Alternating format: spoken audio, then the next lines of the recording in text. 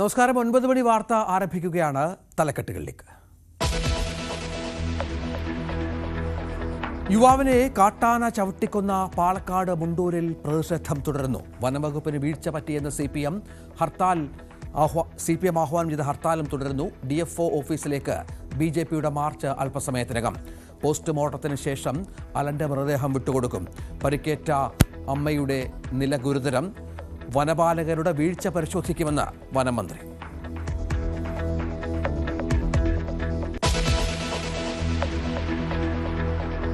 നിലമ്പൂർ തിരിച്ചുപിടിക്കാൻ ഒരുക്കം തുടങ്ങി കോൺഗ്രസ്. PV അൻവറിന്റെ പിന്തുണ പുറത്തു നിന്ന് ഉറപ്പാക്കും.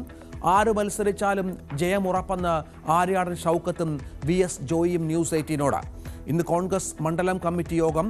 ഉപതെരഞ്ഞെടുപ്പ് പ്രഖ്യാപനം ഈ ആഴ്ച ഉണ്ടായേക്കും.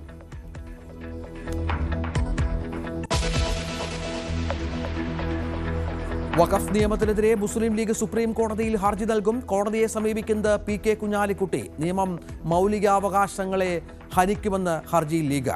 മുനമ്പം നിവാസികളുടെ ഹർജിയിൽ വഖഫ് ട്രിബ്യൂണൽ വിധിയും ഇന്നുണ്ടാകും.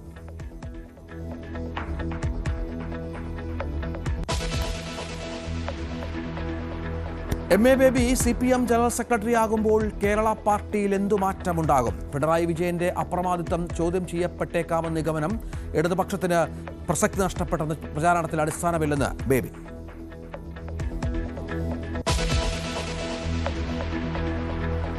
ആശാവർക്കർമാരുമായി തൊഴിൽ മന്ത്രി V ശിവൻകുട്ടിയുടെ ചർച്ച ഇന്ന്. കൂടിക്കാഴ്ച വൈകിട്ട് മന്ത്രിയുടെ ചേംബറിൽ. സെക്രട്ടേറിയറ്റിന് മുന്നിലെ സമരം 57ാം ദിവസം.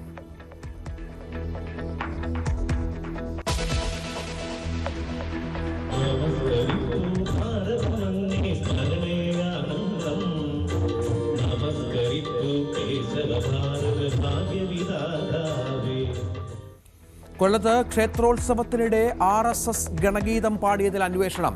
ഗാനമേളയ്ക്കിടെ ഗണഗീതം പാടിയത് മഞ്ഞിപ്പുഴ ശ്രീ ഭഗവതി ഭദ്രകാളി ക്ഷേത്ര ഉത്സവത്തിനിടെ. കടക്കൽ പോലീസും ദേവസ്വവും അന്വേഷിക്കുന്നു. പാടിയത് ദേശഭക്തി ഗാനമെന്ന് ഭരണസമിതി.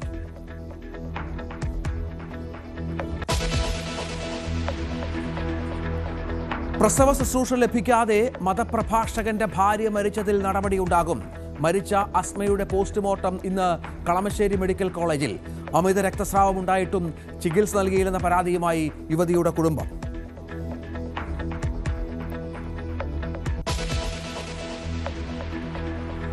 തൊടുപുഴ ബിജു ജോസഫ് കൊലപാതകത്തിൽ നിർണായക കോൾ റെക്കോർഡ് പുറത്ത്. ദൃശ്യം 4 നടത്തിയെന്ന് 1-ാം പ്രതി ജോമോൻ. കൊലപാതക വിവരം സുഹൃത്തുക്കളെ വിളിച്ചു പറഞ്ഞു. ആധികാരികത ഉറപ്പിക്കാൻ വോയിസ് ടെസ്റ്റിന് പോലീസ്. ജോമോന്റെ ഭാര്യയുടെ അറസ്റ്റുമുണ്ടാകുമെന്ന് സൂചന.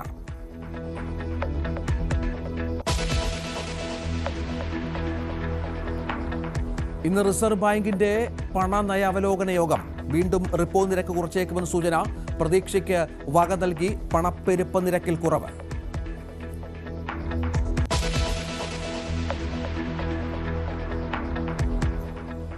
ഗാസ യുദ്ധം തുടരുന്നതിനിടെ ഇന്ന് നെതന്യാഹു ട്രംപ് നിർണായക കൂടിക്കാഴ്ച. നെതന്യാഹു അമേരിക്കയിലെത്തി. ഇസ്രായേൽ ബന്ദികളുടെ മോചനമടക്കം ചർച്ചയാകും.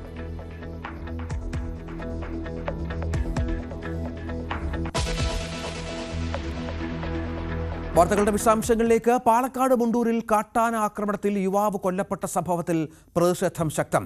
മുണ്ടൂർ കപ്പിപ്പാറയിൽ നിന്ന് ആക്രമണം നടന്ന സ്ഥലത്തേക്ക് CPM മാർച്ച് നടത്തി. RRT ക്യാമ്പിൽ മോണിറ്ററിംഗ് സംവിധാനമുണ്ടായിട്ടും അത് ഉപയോഗപ്പെടുത്തുന്നില്ലെന്നും വനം വകുപ്പ് ഉദ്യോഗസ്ഥർക്ക് വീഴ്ച പറ്റിയെന്നും CPM ആരോപിക്കുന്നു.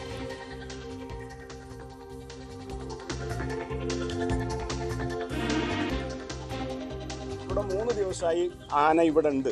RRTക്ക് വിവരമുണ്ട്. ഇന്നലെ മഴ പെയ്ത് കറണ്ട് പോയപ്പോഴാണ് ഇതൊന്നും അറിയാത്ത അമ്മയും മകനും സാധനം വാങ്ങി ഇവിടുന്ന് അങ്ങോട്ട് പോകുമ്പോൾ കണ്ണാടൻചോലയിൽ അവരുടെ വീടിൻ്റെ മുമ്പിൽ 50 മീറ്റർ മുമ്പിൽ വെച്ചിട്ട് ചവിട്ടി കൂട്ടിയതാണ്. ഇത് ഇന്നലെ നടന്ന സംഭവത്തിൽ സത്യത്തിൽ വനം വകുപ്പിലെ RRTയുടെ ഭാഗത്ത് നിന്ന് ഗൗരവതരമായ അനാസ്ഥയാണ്.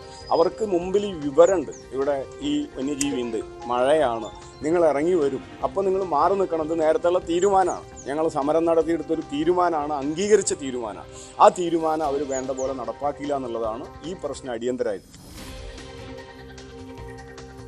മുണ്ടൂരിൽ ഉച്ചവരെ CPM ആഹ്വാനം ചെയ്ത ഹർത്താൽ തുടരുകയാണ്. ഇന്നലെ വൈകിട്ട് വീട്ടിലേക്ക് പോകുന്നതിനിടെയാണ് കയറംകോട് സ്വദേശി അലൻ കാട്ടാന ആക്രമണത്തിൽ കൊല്ലപ്പെട്ടത്. വനംവകുപ്പ് ഉദ്യോഗസ്ഥർക്ക് വീഴ്ച സംഭവിച്ചിട്ടുണ്ടെങ്കിൽ നടപടിയുണ്ടാകുമെന്ന് മന്ത്രി AK ശശീന്ദ്രൻ വ്യക്തമാക്കി. വന്യജീവികളെ തുരത്താനുള്ള നടപടികൾ പരാജയപ്പെട്ട പശ്ചാത്തലത്തിൽ പുതിയ മാർഗം പരീക്ഷിക്കുമെന്നും മന്ത്രി പ്രതികരിച്ചു. അവിടെ സ്ഥാപിച്ച സോളാർ ഫെൻസിംഗ് തകർത്താണ് കാട്ടാന രണ്ടോ മൂന്നോ കാട്ടാനകൾ ജനവാസ മേഖലയിലേക്ക് ഇറങ്ങുന്നത്. പക്ഷേ പ്രതിരോധ പ്രവർത്തനങ്ങൾ നടത്തിയിട്ടും അത് സംഭവിച്ചിരിക്കുക. ആ പ്രശ്നം ഗൗരവത്തിൽ തന്നെ പരിശോധിക്കേണ്ട ഒരു കാര്യമാണ്. രണ്ടാമത് വനംവകുപ്പ് ഉദ്യോഗസ്ഥന്മാരുടെ ഭാഗത്ത് വീഴ്ച ഉണ്ടായിട്ടുണ്ടോ എന്നുള്ളതാണ്. വീഴ്ച സംഭവിച്ചിട്ടുണ്ടെങ്കിൽ കൃത്യമായ നടപടി സ്വീകരിക്കുന്നതിന് ഗവൺമെന്റിന് യാതൊരു ബുദ്ധിമുട്ടുമില്ല.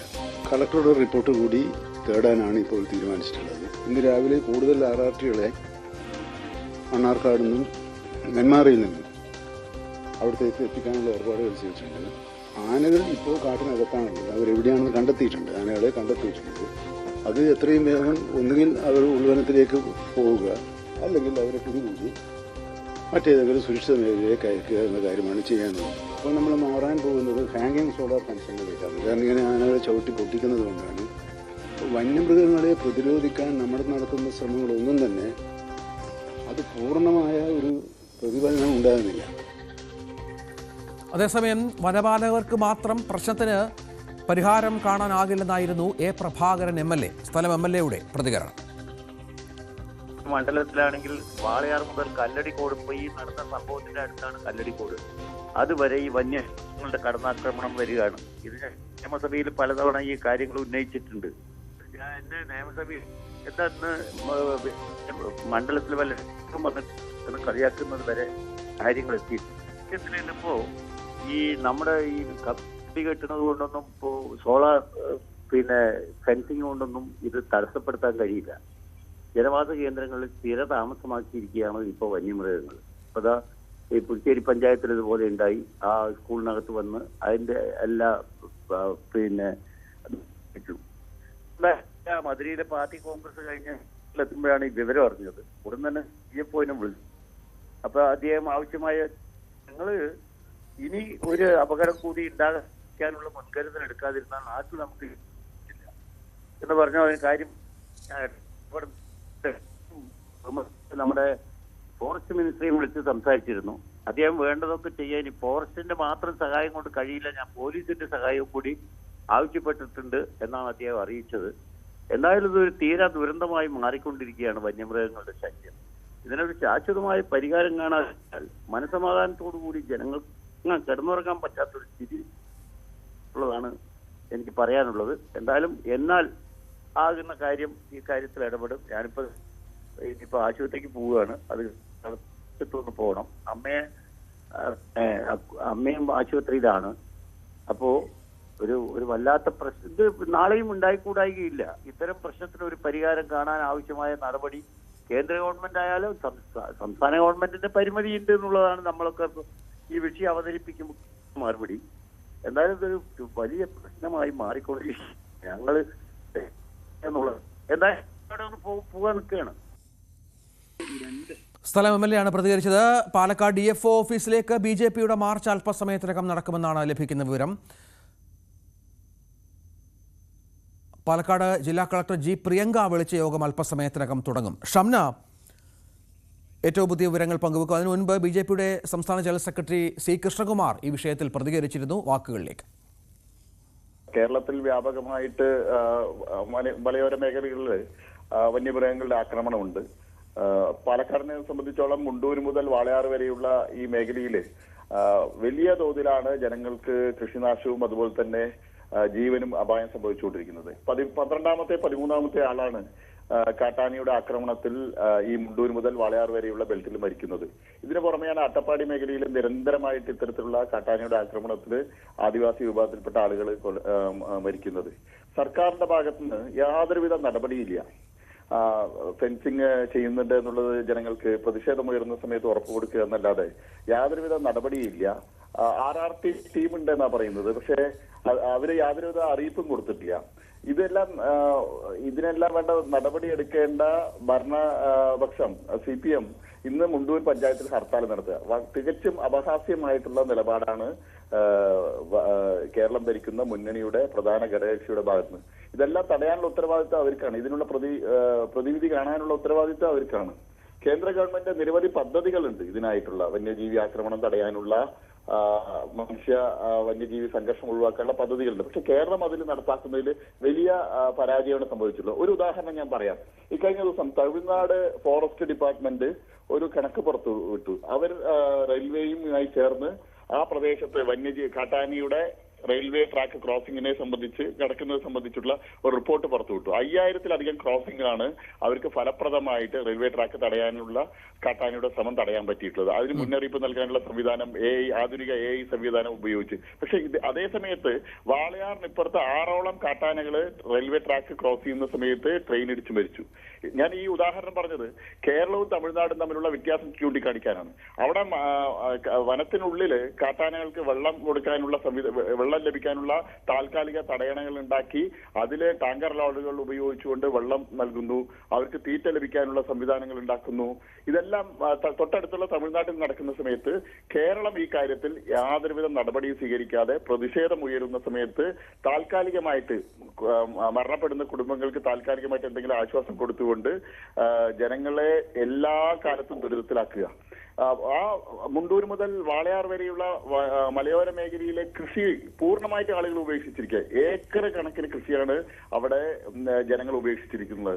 ഈ കിൻഫ്രയും മറ്റും സ്ഥലം ഏറ്റെടുക്കാൻ തയ്യാറാവുന്ന സമയത്ത് ജനങ്ങൾ വില പോലും നോക്കാതെയാണ് കിൻഫ്രയ്ക്ക് സ്ഥലം കൈമാറുന്നത് കഞ്ചിക്കോട്, പുതുശ്ശേരി ഭാഗങ്ങളിൽ. കാരണം ഈ വന്യമൃഗ ശല്യം കാരണമാണ്. അവർക്ക് കൃഷി മുന്നോട്ട് കൊണ്ടുപോകാൻ കഴിയാത്ത അവസ്ഥയിലാണ്. ഏതായാലും പ്രതിഷേധം അവിടെ തുടരുകയാണ് എന്നാണ് മനസ്സിലാകുന്നത്.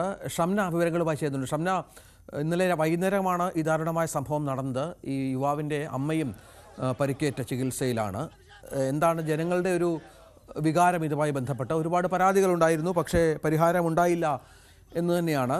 ഇപ്പോൾ വനം വകുപ്പും പഞ്ചായത്തുമൊക്കെ എന്തെങ്കിലും ഇത്തരം സംഭവങ്ങൾ ആവർത്തിക്കാതിരിക്കാൻ എന്തെങ്കിലും നടപടികൾ സ്വീകരിക്കുന്നുണ്ടോ? രഞ്ജിത്ത്, അല്പസമയത്തിനകം കളക്ടറുടെ നേതൃത്വത്തിൽ യോഗം ചേരും. അതിൽ ഇത്തരത്തിലുള്ള എന്തെങ്കിലും നടപടി ഉണ്ടാകുമെന്ന് തന്നെയാണ് പ്രതീക്ഷിക്കുന്നത്. ഒപ്പം തന്നെ ഈ പ്രതിഷേധം കനക്കുകയാണ്. ഈ ആശുപത്രിയിൽ അലന്റെ മൃതദേഹം പോസ്റ്റ്മോർട്ടം നടപടികൾക്ക് ശേഷം പാലക്കാട് ജില്ലാ ആശുപത്രിയിലാണ് ഉള്ളത്. ഈ മൃതദേഹം ഏറ്റുവാങ്ങണമെങ്കിൽ തങ്ങൾ ഉന്നയിച്ച ആവശ്യങ്ങളെല്ലാം അംഗീകരിച്ചു തരണമെന്നാണ് നാട്ടുകാർ ഇപ്പോൾ പറയുന്നത്. കാരണം നിരന്തരമായി കാട്ടാന സാന്നിധ്യം ഉണ്ടായിരുന്നു, വന്യജീവി ആക്രമണം ഉണ്ടായിരുന്നു. അത് ചൂണ്ടിക്കാട്ടി പലതവണ പരാതി നൽകിയതാണ്. ഈ പരാതികൾ ഒരു ഘട്ടത്തിൽ പോലും ഗൗരവത്തോടെ എടുക്കാത്തത് കൊണ്ടാണ് ഇപ്പോൾ ഇത്തരം ഒരു ദാരുണ സംഭവം ഉണ്ടായിരിക്കുന്നത്, ഒരാളുടെ ജീവൻ നഷ്ടമായിരിക്കുന്നത്. ഇനി ഇത് ആവർത്തിക്കാതിരിക്കണമെങ്കിൽ ഈ കാട്ടാന ശല്യവും മറ്റ് വന്യജീവി ആക്രമണവും ഇല്ലാതാക്കാൻ ശാശ്വതമായ ഒരു പരിഹാരം കാണണം. ഒപ്പം തന്നെ ഈ അലന്റെ അമ്മയുടെ ചികിത്സക്കായുള്ള ധനസഹായം നൽകണം, കുടുംബത്തിന് മറ്റ് ധനസഹായം നൽകണം എന്നൊക്കെ ചൂണ്ടിക്കാട്ടി ഇപ്പോൾ നാട്ടുകാരും കുടുംബക്കാരും പാലക്കാട് ജില്ലാ ആശുപത്രിയിൽ പ്രതിഷേധിക്കുന്ന ഒരു കാഴ്ച കൂടിയുണ്ട്. ഇതിൽ ഒരു മറുപടി കൃത്യമായി കിട്ടുന്നത് വരെ ഈ അലന്റെ മൃതദേഹം ഏറ്റുവാങ്ങില്ലെന്നാണ് ബന്ധുക്കൾ ഇപ്പോൾ അറിയിച്ചിരിക്കുന്നത്. ഒപ്പം തന്നെ പ്രദേശത്ത് വലിയ രീതിയിലുള്ള പ്രതിഷേധം, അത് രാഷ്ട്രീയ പാർട്ടി പോലും നോക്കാതെ പ്രതിഷേധത്തിന് ഇറങ്ങുന്ന ഒരു സാഹചര്യമുണ്ട്. നേരത്തെ തന്നെ ഇപ്പോൾ CPM ആഹ്വാനം ചെയ്ത ഹർത്താൽ ഇന്ന് ഉച്ചയ്ക്ക് 2 മണി വരെയാണ്. അതിന്റെ മുന്നോടിയായി ഈ പ്രദേശത്ത് പ്രതിഷേധ മാർച്ച് നടന്നിരുന്നു. ഒപ്പം തന്നെ BJP ഇപ്പോൾ 10 മണിക്ക് DFO ഓഫീസിലേക്ക് മാർച്ച് നടത്തും എന്ന ഒരു സാഹചര്യം കൂടിയുണ്ട്. എന്തായാലും എല്ലാവരും ഒന്നിച്ച് പ്രതിഷേധത്തിന് ഇറങ്ങുകയായിരുന്നു. കാരണം കഴിഞ്ഞ കുറെ നാളുകളായി, അതായത് നമുക്ക് ലഭിച്ച ദൃശ്യങ്ങൾ നിന്നടക്കം വ്യക്തമാണ്, കഴിഞ്ഞ ദിവസം രാത്രി 3 ആനകളാണ് പ്രദേശത്ത് ഉണ്ടായിരുന്നത്. ഇതിനു മുൻപ് തന്നെ ഈ ആനകൾ സ്ഥിരമായി ഈ പ്രദേശത്ത് ഈ കണ്ണാടൻ ചോലയ്ക്ക് സമീപത്ത് വെച്ചാണ് കാട്ടാന ആക്രമണം ഉണ്ടാവുന്നത്. ഈ മേഖല വനത്തോട് ചേർന്നുള്ള മേഖലയാണ്, പക്ഷെ അതേസമയം ജനവാസ മേഖലയാണ്. ഈ കൊല്ലപ്പെട്ട അലന്റെയും വിജിയുടെയൊക്കെ വീട് ഈ കണ്ണാടൻ ചോലയ്ക്ക് ഏകദേശം 50 മീറ്റർ അകലെയാണ്. ഈ മേഖല എന്ന് പറയുന്നത് ഇത്തരത്തിൽ ജനവാസ മേഖലയാണ്, കൃഷി മേഖലയാണ്. ഇവിടെ ഈ കാട്ടാന സാന്നിധ്യമുണ്ടെന്ന് ചൂണ്ടിക്കാട്ടി നിരന്തരം പരാതി നൽകിയിരുന്നു. പക്ഷെ അപ്പോഴൊന്നും ഇത് വനം വകുപ്പോ അധികൃതരോ കൃത്യമായി ഗൗരവത്തോടെ എടുത്തില്ല. ജനങ്ങൾക്ക് വേണ്ടത്ര ഒരു മുന്നറിയിപ്പ് നൽകിയില്ല എന്നാണ് നാട്ടുകാരുടെ പരാതി. ഒപ്പം തന്നെ നാട്ടുകാർ പറയുന്നത് ഈ കാട്ടാന സാന്നിധ്യം ഉണ്ട്, അതുകൊണ്ട് തന്നെ മുന്നറിയിപ്പ് പാലിക്കണം, ഒരു ജാഗ്രതാ നിർദ്ദേശം പുറപ്പെടുവിച്ചിരുന്നെങ്കിൽ ഇത്തരത്തിലൊരു ദാരുണമായ തീർച്ചയായും അതാണ്. ഏതായാലും നാട്ടുകാരുടെ വലിയ പ്രതിഷേധം ഇവിടെയുണ്ട്. രാഷ്ട്രീയ പാർട്ടികളൊക്കെ പ്രതിഷേധ രംഗത്താണ്. BJPയുടെയും CPMന്റെയും പ്രതിഷേധം നടക്കുന്നുണ്ട്. ഈ വിഷയത്തിൽ അടിയന്തര നടപടി സ്വീകരിക്കുമെന്ന ഉറപ്പാണ് ഇപ്പോൾ വനമന്ത്രി നൽകിയിരിക്കുന്നത്. ഇതിനു മുൻപും സമാനമായ പല സംഭവങ്ങളും നമ്മുടെ വന അതിർത്തികളിൽ സംഭവിക്കുകയും ജനത്തിൻ്റെ സ്വൈരജീവിതം വല്ലാതെ ബാധിക്കുകയും ചെയ്യുന്ന പശ്ചാത്തലമൊക്കെ നമ്മൾ കണ്ടിട്ടുണ്ട്. വീണ്ടും ആവർത്തിക്കുകയാണ് ഈ ഇത്തരത്തിലുള്ള വന്യജീവി ആക്രമണങ്ങൾ. നിലമ്പൂർ ഉപതെരഞ്ഞെടുപ്പ് എപ്പോൾ പ്രഖ്യാപിച്ചാലും UDF സജ്ജമാണെന്ന് കോൺഗ്രസ് ജില്ലാ അധ്യക്ഷൻ VS ജോയ്. ഈ തെരഞ്ഞെടുപ്പ് വിജയിക്കുക എന്നത് കോൺഗ്രസിന് വൈകാരികമാണ്. ഇത്തവണ LDFിൽ നിന്നും UDFിലേക്ക് വോട്ട് ചോരും. നേതൃത്വം ആരെ തീരുമാനിച്ചാലും അവർക്ക് വിജയം ഉറപ്പാണ് എന്നും ജോയ് News 18 പറഞ്ഞു. അത് UDFിൻ്റെ സംസ്ഥാന നേതൃത്വത്തിൽ ചർച്ച ചെയ്തുകൊണ്ടിരിക്കുകയാണ്. അതിനകത്ത് പ്രൊസീജിയറും കാര്യങ്ങളൊക്കെ നടന്നുകൊണ്ടിരിക്കുകയാണ്. കഴിഞ്ഞ തവണ LDFിൻ്റെ ഒരു വിലയിരുത്തൽ കഴിഞ്ഞ 2 തവണയും LDF ജയിച്ചതിൻ്റെ ഒരു കാരണം UDFിലെ വോട്ടുകൾ ചോർന്നു എന്നുള്ളതാണ്. ഇത്തവണയും അത്തരത്തിലുള്ള പ്രതീക്ഷകൾ LDF മനസ്സിൽ വയ്ക്കുന്നുണ്ട്. സ്ഥാനാർത്ഥി പ്രഖ്യാപനത്തിൻ്റെ ചർച്ച നടക്കുമ്പോൾ തന്നെ UDFിൽ നിന്ന് ആരെങ്കിലും പിണങ്ങിപ്പോരും എന്നുള്ളൊരു പ്രതീക്ഷയൊക്കെയാണ് പലരും പങ്കുവയ്ക്കുന്നത്. നേരെ തിരിച്ചാണ് സംഭവിക്കാൻ പോകുന്നത്. UDFിൽ താരതമ്യേന 1-2 പേരൊക്കെ ഉയർന്നു നിൽക്കുന്നുള്ളൂ. പക്ഷേ CPMൽ 1/2 ഡസൻ ആളുകളുടെ പേര് ഇപ്പോൾ സ്ഥാനാർത്ഥി മോഹികളായിട്ടുള്ള സ്ഥാനാർത്ഥി ചർച്ചയിൽ ഇടം പിടിച്ച ഒരുപാട് നേതാക്കന്മാരുണ്ട്. അപ്പോൾ അവരിൽ പലരും ആ കളം വിട്ട് ശ്രീ PV അൻവറിൻ്റെ പിറകെ ഐക്യജനാധിപത്യ മുന്നണിയിലേക്ക് വരുമെന്നാണ് ഞങ്ങൾ പ്രതീക്ഷിക്കുന്നത്. അഭിപ്രായ വ്യത്യാസം വലിയ പ്രയാസം ഉണ്ടാക്കാൻ പോകുന്ന ഇടതുപക്ഷത്താണ്. ഞങ്ങളെ സംബന്ധിച്ച് ഒരു അഭിപ്രായ വ്യത്യാസമില്ല. ഹൈക്കമാൻഡ് ഒരു സ്ഥാനാർത്ഥിയെ തീരുമാനിച്ചാൽ ഒറ്റക്കെട്ടായി ഐക്യജനാധിപത്യ മുന്നണി എല്ലാവരും ഒരു മനസ്സോടുകൂടി ആ സ്ഥാനാർത്ഥിയുടെ പിന്നിൽ അണിനിരക്കും. കോൺഗ്രസിന് യുവത സ്ഥാനാർത്ഥി ഉണ്ടാവില്ല. കോൺഗ്രസ് ഒറ്റക്കെട്ടായി ഒരു സ്ഥാനാർത്ഥിയെ തീരുമാനിക്കും. അതിൻ്റെ പിന്നിൽ ഐക്യമുന്നണി പ്രവർത്തകർ ഒരുമിച്ച് മുന്നോട്ട് പോകും. പല പേരുകളും ചർച്ച ചെയ്ത് ആദ്യം താങ്കളുടെ പേരാണ് പ്രധാന കേൾക്കുന്നത്. ആര്യടൻ ഷൗക്കത്തിൻ്റെ പേരും കേൾക്കുന്നുണ്ട്. വ്യക്തിപരമായിട്ട് എത്രമാത്രം പ്രതീക്ഷ അർപ്പിക്കുന്നുണ്ട് ഈ ഒരു ചർച്ചകളിലൊക്കെ? എല്ലാം നമ്മുടെ ഒരു ഇതിൽ നിൽക്കുന്ന കാര്യമല്ല. അത് നമ്മളെ സംബന്ധിച്ച് ഇലക്ഷൻ മുന്നൊരുക്കങ്ങൾ മറ്റു കാര്യങ്ങളൊക്കെ അതാണ് നമ്മുടെ ഉത്തരവാദിത്വം പാർട്ടി ഏൽപ്പിച്ചിരിക്കുന്നത്. സ്ഥാനാർത്ഥി ആരെന്നുള്ളത് തീരുമാനിക്കേണ്ടത് കോൺഗ്രസ് ഹൈക്കമാൻഡാണ്. പാർട്ടി നേതൃത്വം എല്ലാ വശവും പരിശോധിച്ച് കൃത്യസമയത്ത് നല്ലൊരു സ്ഥാനാർത്ഥിയെ തീരുമാനിക്കും. ആ സ്ഥാനാർത്ഥിയുടെ പിന്നിൽ എല്ലാവരും അണിനിരക്കും. അതാണ് ആത്മവിശ്വാസത്തിനപ്പുറം വൈകാരികമാണ് UDFിനെ സംബന്ധിച്ച് നിലമ്പൂരിലെ ഈ ഉപതെരഞ്ഞെടുപ്പ്. ഒപ്പം മികച്ച വിജയം നേടി 2026 തെരഞ്ഞെടുപ്പിന് വലിയ ഒരു ശക്തി പകരുന്ന അടിത്തറ ഉണ്ടാക്കാൻ കൂടിയാണ് UDFിൻ്റെ ഇപ്പോഴത്തെ ശ്രമം. അഖിലോട്ട് പറയ്ക്കൊപ്പം CB അനുമോദ്, News 18. നിലമ്പൂരിൽ ആര് കൈപ്പത്ത് ചിഹ്നത്തിൽ മത്സരിച്ചാലും മികച്ച ഭൂരിപക്ഷത്തിൽ വിജയിക്കുമെന്നാണ് ആര്യാടൻ ഷൗക്കത്ത് പറയുന്നത്. നേതൃത്വം ആരെ സ്ഥാനാർത്ഥിയായി നിശ്ചയിച്ചാലും വിജയമുറപ്പാണ്. PV അൻവറിന്റെ സാന്നിധ്യം UDFിന് കരുത്ത് നൽകുന്നുണ്ട്. കോൺഗ്രസിന്റെ ഭാഗമായവർ ആരെങ്കിലും ഏതെങ്കിലും സാഹചര്യത്തിൽ LDF സ്ഥാനാർത്ഥിയാകുമോ എന്ന ചോദ്യത്തിന് അത് അവരോട് തന്നെ ചോദിക്കണം എന്നായിരുന്നു ആര്യാടൻ ഷൗക്കത്തിന്റെ മറുപടി. നമ്മോടൊപ്പം ചേരുന്നത് ആര്യാടൻ ഷൗക്കത്താണ്. പാർലമെൻറ്റ് തെരഞ്ഞെടുപ്പ് കഴിഞ്ഞതിൻ്റെ ഒരു ഊർജം അത് നിലനിർത്തിക്കൊണ്ട് പോവുകയാണല്ലോ നിലമ്പൂർ UDF അല്ലേ? PV അൻവർ ഐക്യജനാധിപത്യ മുന്നണിയുടെ പക്ഷത്തേക്ക് വരുന്നതോടുകൂടി യാതൊരു സംശയവും വേണ്ട, ഒരു നല്ല ഭൂരിപക്ഷത്തിന് നമുക്ക് ഒന്ന് UDFിൻ്റെ ഒരു മണ്ഡലമാണ്, പല കാരണങ്ങൾ കൊണ്ട് നഷ്ടപ്പെട്ടതാണ്. ഈ PV അൻവർ കൂടി വരുന്നതോടുകൂടി ഒരു നല്ല ഭൂരിപക്ഷത്തിന് വിജയിക്കാവുന്ന ഒരു അന്തരീക്ഷം നിലമ്പൂരിലുണ്ട്. അൻവറിൻ്റെ സ്വാധീനം ഈ തെരഞ്ഞെടുപ്പിൽ പ്രതിഫലിക്കുമെന്ന് പ്രതീക്ഷിക്കാം? 100% അൻവറിൻ്റെ സ്വാധീനം ഈ തെരഞ്ഞെടുപ്പിൽ പ്രതിഫലിക്കും. 100%. അതിൽ യാതൊരു തർക്കവും കാര്യത്തിലില്ല.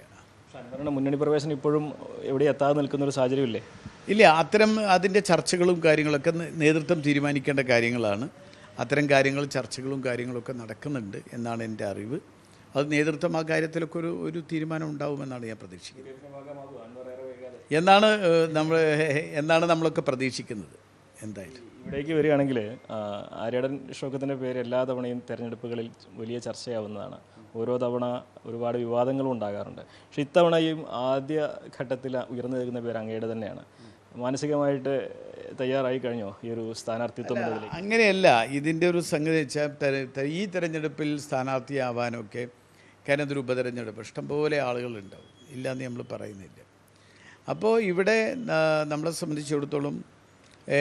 സംബന്ധിച്ചിടത്തോളം എൻ്റെ പേര് വരുന്നു എന്നുള്ളതല്ല, എല്ലാവരുടെ പേരും പരിഗണിച്ച് അതിൽ നല്ലൊരു സ്ഥാനാർത്ഥിയെ ഹൈക്കമാൻഡ് തീരുമാനിക്കട്ടെ. അതുപോലെ തന്നെ ഇടതുപക്ഷത്തിൻ്റെ ഭാഗത്ത് നമ്മൾ സംസാരിക്കുമ്പോൾ അവരൊരു സ്പ്ലിറ്റ് പ്രതീക്ഷിച്ചിരിക്കുകയാണ്.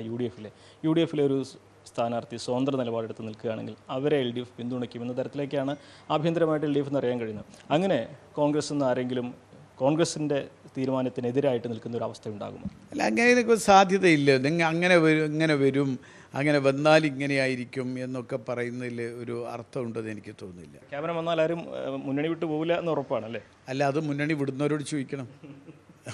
മുന്നണി വിടുന്നവരോടല്ലേ ചോദിക്കണ്ടേ? സജീവമായിരിക്കുന്ന രണ്ട് പേരിൽ ഒന്ന് അങ്ങയുടെയും മറ്റൊന്ന് വി എസ് ജിയുടേതാണ്. എങ്ങനെയാണ് അങ്ങയുടെ വ്യക്തിപരമായ? നിങ്ങൾ പറയുന്ന പേരുകളല്ലേ, പാർട്ടി അങ്ങനെ ഒരു പേരും പറഞ്ഞിട്ടില്ല, ഒന്നും പറഞ്ഞിട്ടില്ല. അതൊക്കെ നിങ്ങൾ പറയുന്ന പേരുകളാണ്. വലിയ ആത്മവിശ്വാസമാണ് UDF ഭാഗത്തു നിന്നുള്ളത്. പാർട്ടി ആരെ സ്ഥാനാർത്ഥിയായി പ്രഖ്യാപിച്ചാലും ഇവിടെ കൈപ്പത്തി ചിഹ്നത്തിൽ മത്സരിക്കുന്ന ആൾ മികച്ച ഭൂരിപക്ഷത്തിൽ വിജയിക്കുമെന്ന് തന്നെ അദ്ദേഹം ഉറപ്പിച്ച് പറയുകയാണ്. അഖിൽ വോട്ടുപാറയ്ക്കൊപ്പം CV അനുമോദ്, ന്യൂസ് 18. ഇതിനിടെ PV അൻവർ ഉൾപ്പെട്ട തൃണമൂൽ കോൺഗ്രസിനെ മുന്നണിയുടെ ഭാഗമാക്കാതെ പുറത്തുനിന്ന് പിന്തുണ ഉറപ്പാക്കാനുള്ള രാഷ്ട്രീയ നീക്കവുമായാണ് UDF. നിലമ്പൂർ ഉപതെരഞ്ഞെടുപ്പ് വിജ്ഞാപനം ഉടൻ ഉണ്ടായേക്കുമെന്ന സൂചനകൾക്കിടെയാണ് അൻവറിന്റെ മുന്നണി പ്രവേശന കാര്യത്തിലെ അനിശ്ചിതത്വം നീക്കാനുള്ള കോൺഗ്രസ് നേതൃത്വത്തിന്റെ ഇടപെടൽ. News 18 exclusive. തൃണമൂൽ കോൺഗ്രസ് രാജ്യത്ത് ഒരു സംസ്ഥാനത്തും ഒരു മുന്നണിയുടെയും ഭാഗമാകാത്തതാണ് PV അൻവറിന്റെയും UDF പ്രവേശനത്തിന് വെല്ലുവിളിയാകുന്നത്.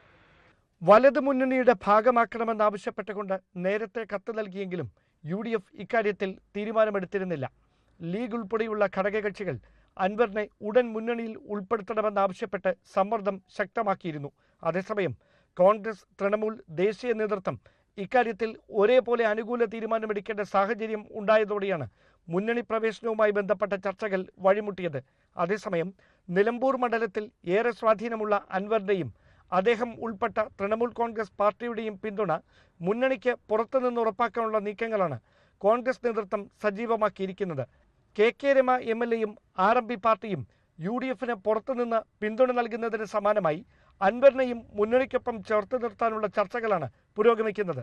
അതേസമയം നിലമ്പൂരിലെ UDFന്റെ സാധ്യതാ പട്ടികയിലുള്ള DCC അധ്യക്ഷൻ കൂടിയായ VS ജോയിയും ആര്യാടൻ ഷൗക്കത്തും സ്ഥാനാർത്ഥി പ്രഖ്യാപനത്തിന് മുമ്പ് മണ്ഡലത്തിലെ മരണവീടുകളിലും വിവാഹവേദികളിലും ഒരേപോലെ സന്ദർശനം നടത്തുന്നത് കോൺഗ്രസ് പ്രവർത്തകർക്കും പ്രാദേശിക നേതാക്കൾക്കുമിടയിൽ ആശയക്കുഴപ്പം തീർക്കുന്നതായാണ് KPCC നേതൃത്വത്തിന്റെ വിലയിരുത്തൽ.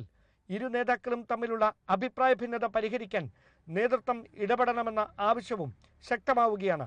അൻവറിന്റെ പിന്തുണ കൂടി ഉറപ്പാക്കിക്കൊണ്ടുള്ള സ്ഥാനാർത്ഥി നിർണയമാകും നിലമ്പൂരിൽ UDF നടത്തുകയെന്നാണ് വിവരം.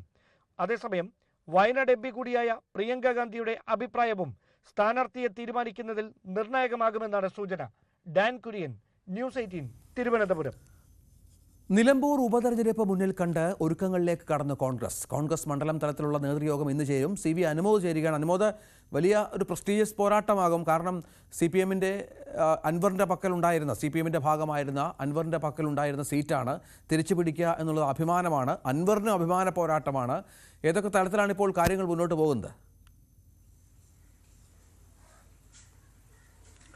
രഞ്ജിത്ത്, UDFനെ സംബന്ധിച്ച് നിലമ്പൂർ തിരിച്ചു പിടിക്കാനുള്ള ഒരു സുവർണാവസരമായിട്ടാണ് അവർ ഈ ഉപതെരഞ്ഞെടുപ്പിനെ കാണുന്നത്. കാലങ്ങളായിട്ട് ഒരു കുത്തക പോലെ കൈവശം വെച്ചിരുന്ന സീറ്റ് PV അൻവറിലൂടെ ഇടതുപക്ഷം പിടിച്ചെടുത്തപ്പോൾ UDFനെ സംബന്ധിച്ച്, കോൺഗ്രസിനെ സംബന്ധിച്ച് അത് വലിയൊരു തിരിച്ചടി തന്നെയായിരുന്നു. ഇപ്പോൾ PV അൻവർ തന്നെ UDFന്റെ ഭാഗമാകാൻ ശ്രമിക്കുമ്പോൾ, UDFന് നിരുപാധിക പിന്തുണ നൽകുമ്പോൾ മറ്റ് പ്രതിസന്ധികളൊന്നും ഉണ്ടാകില്ല എന്നൊരു കണക്കൂട്ടൽ തന്നെയാണ് UDFനെ സംബന്ധിച്ചുള്ളത്. ഇവിടെ ആകെ കോൺഗ്രസിനെ സംബന്ധിച്ച് സ്ഥാനാർത്ഥി നിർണയം മാത്രമാണ് ഒരു പ്രധാനപ്പെട്ട കടമ്പയായിട്ടുള്ളത്. പ്രത്യേകിച്ച് ആര്യടൻ ഷൗക്കത്തോ VS ജോയോ, ഈ രണ്ട് പേരുകളിൽ ആര് ആയിരിക്കും എന്നുള്ളതാണ് അറിയാനുള്ളത്. നിലവിൽ രണ്ടുപേരും ഒരേപോലെ തന്നെ ഈ ഒരു സീറ്റിനുള്ള ശ്രമങ്ങളും തുടർന്നുണ്ട്. സ്വാഭാവികമായിട്ടും ഈ രണ്ടു പേരിൽ ഏതെങ്കിലും ഒന്ന് നിശ്ചയിച്ചു കഴിഞ്ഞാൽ പ്രചരണ പ്രവർത്തനങ്ങളിൽ കടക്കാൻ കഴിയുന്ന തരത്തിലേക്ക് സംഘടനാ സംവിധാനങ്ങളോട് മാറിയിട്ടുണ്ട് എന്ന് നേതൃത്വം പറയുന്നു. പ്രത്യേകിച്ച് പ്രിയങ്ക ഗാന്ധിയുടെ സ്ഥാനാർത്ഥിത്വത്തിൻ്റെ സമയത്തുള്ള ഉപതെരഞ്ഞെടുപ്പും അതിൻ്റെ ഒരുക്കങ്ങളൊക്കെ നിലമ്പൂരിൽ സംഘടനാ പ്രവർത്തനങ്ങളെ സജീവമാക്കി നിലനിർത്താൻ സഹായിച്ചിട്ടുണ്ട്. അപ്പോൾ സ്ഥാനാർത്ഥിയെ പ്രഖ്യാപിക്കുക എന്നുള്ളത് മാത്രമാണ് നിലമ്പൂരിനെ സംബന്ധിച്ച്, UDFനെ സംബന്ധിച്ച് ഒരു പ്രധാനപ്പെട്ട കാര്യമുള്ളത്. ഈ രണ്ട് പേരുകളിൽ ആര് എന്നുള്ള ചോദ്യം, അതാണ് ഏറ്റവും പ്രധാനം. മറുവശത്ത് ഇടതുപക്ഷമൊക്കെ UDFന്റെ സ്ഥാനാർത്ഥിയെ പ്രഖ്യാപിച്ചതിന് ശേഷം മതി തങ്ങളുടെ സ്ഥാനാർത്ഥി ആരെന്ന് നിശ്ചയിക്കുക എന്നൊരു നിലപാടിലാണ്. ഒരുപക്ഷെ ഒരു അതൃപ്തരായിട്ടുള്ള ആരെങ്കിലും, UDFന്റെ ഭാഗമായിട്ടുള്ള ആരെങ്കിലും സ്വതന്ത്ര സ്ഥാനാർത്ഥിയായി പരീക്ഷിക്കാമോ എന്ന ശ്രമങ്ങളും ഇടതുപക്ഷത്തിന്റെ ഭാഗത്തു നിന്നും ആലോചനയായിട്ട് നടത്തുന്നുണ്ട്. മറ്റൊരു വാർത്തയിലേക്ക്. കൊല്ലത്ത് മഞ്ഞിപ്പുഴ ശ്രീ ഭഗവതി ഭദ്രകാളി ക്ഷേത്ര ഉത്സവത്തിലെ ഗാനമേളയിൽ RSS ഗണഗീതം പാടിയ സംഭവത്തിൽ ദേവസ്വം ബോർഡ് അന്വേഷണം നടത്തും. ഗണഗീതം പാടിയതിലും ക്ഷേത്ര പരിസരത്ത് RSSന്റെ കൊടിതോരണങ്ങൾ കെട്ടിയതിലും പോലീസിലും പരാതി ലഭിച്ചിട്ടുണ്ട്. സംഭവത്തിൽ കർശന നടപടി ആവശ്യപ്പെട്ട് പ്രതിപക്ഷ നേതാവ് VD സതീശൻ രംഗത്തെത്തിയിരുന്നു. ദേശഭക്തി ഗാനമാണ് പാടിയതെന്ന നിലപാടിലാണ് ക്ഷേത്ര ഉപദേശക സമിതി.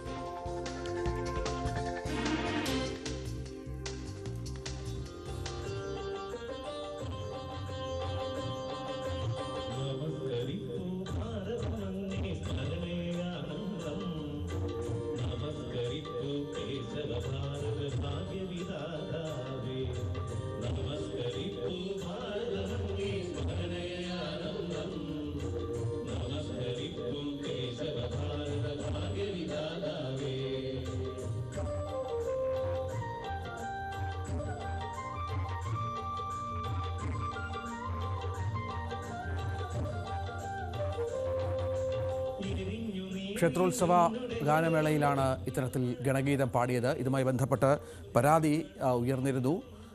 കടക്കൽ പോലീസ് അന്വേഷണം ആരംഭിച്ചിട്ടുണ്ട്. ദേവസ്വം അസിസ്റ്റന്റ് കമ്മീഷണറും അന്വേഷിക്കുന്നുണ്ട് എന്നാണ് മനസ്സിലാകുന്നത്. നേരത്തെ സമാനമായ സംഭവം കടക്കലിലെ മറ്റൊരു ക്ഷേത്രത്തിൽ നടന്നിരുന്നു. വിനീഷ് ഏറ്റവും പുതിയ വിവരങ്ങൾ വെച്ചാൽ വിനീഷ്, സമാനമായ സംഭവങ്ങൾ ആവർത്തിച്ചിട്ടുണ്ട്. CPMന്റെ അലോഷിയുടെ ഗാനമേളയിൽ പുഷ്പനുമായി ബന്ധപ്പെട്ട ഗാനം വിവാദമായിരുന്നു. ഹൈക്കോടതിയുടെ പരാമർശവും ഒക്കെ ഉണ്ടായിരുന്നു. ഇപ്പോൾ അത് തന്നെയാണ് RSSുമായി ബന്ധപ്പെട്ട ഗാനം ആലപിക്കുന്നു. എന്താണ് വിവരങ്ങൾ? രഞ്ജിത്ത്, ഇത് കഴിഞ്ഞ ദിവസമായിരുന്നു ഇത്തരത്തിലൊരു സംഭവം ഉണ്ടായത്. കോട്ടുക്കൽ ക്ഷേത്രത്തിലാണ്. തിരുവിതാംകൂർ ദേവസ്വം ബോർഡിന് കീഴിലെ കോട്ടുക്കൽ ഭഗവതി ക്ഷേത്രത്തിലെ ഉത്സവ ദിവസം നടന്ന സംഗീത പരിപാടിയിലാണ് RSSന്റെ ഗണഗീതം പാടിയതായിട്ടുള്ള ഒരു പരാതി ഉയർന്നത്. ഈ സംഭവവുമായി ബന്ധപ്പെട്ട് തന്നെ 2 പരാതികളാണ് രഞ്ജിത്ത് പോലീസിൽ ലഭിച്ചിരിക്കുന്നത്. ക്ഷേത്ര പരിസരത്ത് ബജരംഗദൾ RSS കൊടിതോരണങ്ങൾ കെട്ടി എന്നുള്ളൊരു പരാതിയും ഇതോടൊപ്പം തന്നെ ഉണ്ടായിട്ടുണ്ട്. ഇത് നീക്കം ചെയ്യണമെന്നാവശ്യപ്പെട്ടാണ് ആദ്യം പരാതി നൽകിയിരിക്കുന്നത്. മഞ്ഞപ്പുഴ ദേവസ്വം ക്ഷേത്ര ഉപദേശക സമിതി വൈസ് പ്രസിഡന്റും അതുപോലെ തന്നെ ഇട്ടിവയിലെ CPM നേതാവുമായ അഖിൽ ശശിയാണ് ആദ്യം പരാതി നൽകിയത്. കടക്കൽ പോലീസിലാണ് പരാതി നൽകിയിരിക്കുന്നത്. അതുപോലെ തന്നെ ഈ ക്ഷേത്രത്തിന്റെ കെട്ടിടത്തിലും പരിസരത്തുമായി ഈ കൊടിതോരണങ്ങൾ കെട്ടി എന്നുള്ളൊരു പരാതിയാണ് ഇയാളുടെ പരാതിയിൽ തന്നെ വ്യക്തമായി സൂചിപ്പിക്കുന്നുണ്ട്. ഈ പരാതിയിൽ പോലീസ് ക്ഷേത്രോപദേശക സമിതിക്ക് നോട്ടീസ് നൽകുകയും ചെയ്തൊരു സംഭവം ഉണ്ടായിട്ടുണ്ട്. ഇതിന് തൊട്ടു പിന്നാലെയാണ് മറ്റൊരു വിവാദവും കൂടി ഇപ്പോൾ ഉണ്ടായിരിക്കുന്നത്. രഞ്ജിത്ത് ഇപ്പോൾ സൂചിപ്പിച്ചതുപോലെ തന്നെ ക്ഷേത്രത്തിൽ അവതരിപ്പിച്ച ഗാനമേള RSSന്റെ ഗണഗീതം പാടിയതുമായി ബന്ധപ്പെട്ടാണ് ഒരു പരാതി നൽകിയിരിക്കുന്നത്. ഇതിന്റെ ദൃശ്യങ്ങൾ സഹിതമാണ് ഇപ്പോൾ പോലീസിന് പരാതിയായിട്ട് സമർപ്പിച്ചിരിക്കുന്നത്. കോട്ടിക്കൽ സ്വദേശിയായ പ്രതിനാണ് പരാതിയുമായിട്ട് ഇപ്പോൾ മുന്നിട്ട് വന്നിരിക്കുന്നത്. എന്നാൽ ഇതിനകത്ത് ഈ ഗാനമേള അവതരിപ്പിച്ചവരുടെ വിശദീകരണം ഇങ്ങനെയാണ്. ആളുകളുടെ ആവശ്യപ്രകാരമാണ് തങ്ങൾ ഈ ഗണഗീതം ആലപിച്ചതെന്നാണ് ഗാനമേള ട്രൂപ്പ് പറയുന്നത്. അതുപോലെ തന്നെ കോട്ടുക്കലിലെ ടീം ഛത്രപതി എന്ന സംഘമാണ് ഗാനമേള സ്പോൺസർ ചെയ്തതെന്നും പറയുന്നുണ്ട്. ഇവർ നേരത്തെ തന്നെ ഈ പാട്ട് പാടണമെന്ന് നിർദ്ദേശിച്ചിരുന്നതായിട്ടാണ് ഇവരിൽ നിന്നും കിട്ടുന്ന ഒരു വിശദീകരണം.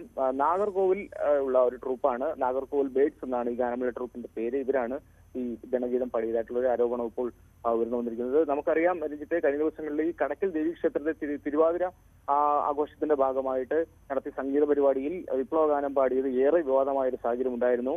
സംഭവത്തിൽ ക്ഷേത്രോപദേശക സമിതി അടക്കം പിരിച്ചുവിടുന്ന വലിയ വാർത്തയായി മാറിയ സംഭവം ഉണ്ടായിരുന്നു. തുടർന്ന് കടക്കൽ പോലീസ് ഗായകൻ അലോഷി ഉൾപ്പെടെ പ്രതിയാക്കിക്കൊണ്ട് പോലീസ് കേസെടുത്ത സംഭവം ഉണ്ടായിരുന്നു. ഇതിന് പിന്നാലെയാണ് ഇപ്പം സമാനമായ സൂചിപ്പിക്കുക തന്നെ സമാനമായ സംഭവം ഉണ്ടായിരിക്കുന്നത്. എന്തായാലും പോലീസ് കേസെടുത്തിട്ടുണ്ട്.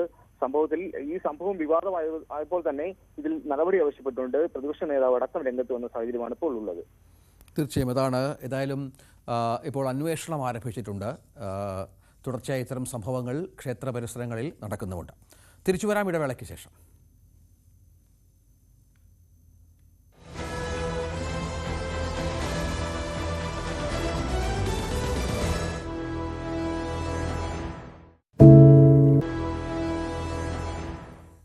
വഖഫ് നിയമ ഭേദഗതിക്കെതിരെ മുസ്ലിം ലീഗ് ഇന്ന് സുപ്രീം കോടതിയിൽ ഹർജി നൽകും. മുതിർന്ന അഭിഭാഷകൻ കപിൽ സിബലുമായി കൂടിക്കാഴ്ച നടത്തിയ ശേഷമാകും ഹർജി നൽകുക. ചർച്ചകൾക്കായി PK കുഞ്ഞാലിക്കുട്ടി ഡൽഹിയിലെത്തി. ബിൽ മൗലിക അവകാശങ്ങൾ ലംഘിക്കുമെന്നും ചൂണ്ടിക്കാട്ടിയാകും ഹർജി. കഴിഞ്ഞ ദിവസം സമസ്ത സുപ്രീം കോടതിയിൽ ഹർജി നൽകിയിരുന്നു. ഇതിനിടെ വഖഫ് ഭൂമി കേസിൽ കക്ഷിയേരാനുള്ള മുനമ്പം നിവാസികളുടെ ഹർജിയിലും വിധി ഇന്നുണ്ടാകും. 3-അംഗ വഖഫ് ട്രിബ്യൂണലാണ് വിധി പറയുക. സംസ്ഥാന വഖഫ് ബോർഡിനെതിരെ കോഴിക്കോട് ഫാറൂഖ് കോളേജ് നൽകിയ അപ്പീലിൽ കക്ഷി ചേർക്കണമെന്നാണ് ആവശ്യം. മുനമ്പം ജുഡീഷ്യൽ കമ്മീഷൻ പ്രവർത്തനം അസാധുവാക്കിയ സിംഗിൾ ബെഞ്ച് ഉത്തരവ് സ്റ്റേ ചെയ്യണമെന്നാവശ്യപ്പെട്ട് സർക്കാർ നൽകിയ ഹർജിയിലും ഹൈക്കോടതി ഡിവിഷൻ ബെഞ്ചിന്റെ ഉത്തരവ് ഇന്നുണ്ടാകും. അപ്പീലിൽ തീരുമാനമാകുന്നതുവരെ കമ്മീഷന് പ്രവർത്തന അനുമതി നൽകണമെന്നാണ് ആവശ്യം. മാസപ്പടി കേസിൽ SFIOയുടെ തുടർ നടപടികൾ സ്റ്റേ ചെയ്യണമെന്നാവശ്യപ്പെട്ട് CMRL നൽകിയ ഹർജി ഡൽഹി ഹൈക്കോടതി ഇന്ന് പരിഗണിക്കും. SFIO കുറ്റപത്രം സമർപ്പിച്ചതിന് പിന്നാലെയാണ് CMRL പുതിയ ഹർജി നൽകിയത്. കേസിൽ SFIO സമർപ്പിച്ച കുറ്റപത്രത്തിൽ സൂക്ഷ്മ പരിശോധന വിചാരണ കോടതിയായ എറണാകുളം അഡീഷണൽ സെഷൻസ് കോടതിയിൽ തുടരുകയാണ്. പരിശോധന പൂർത്തിയാക്കിയ ശേഷമാകും മുഖ്യമന്ത്രിയുടെ മകൾ വീണ T അടക്കമുള്ളവർക്ക് സമൻസ് അയക്കുക.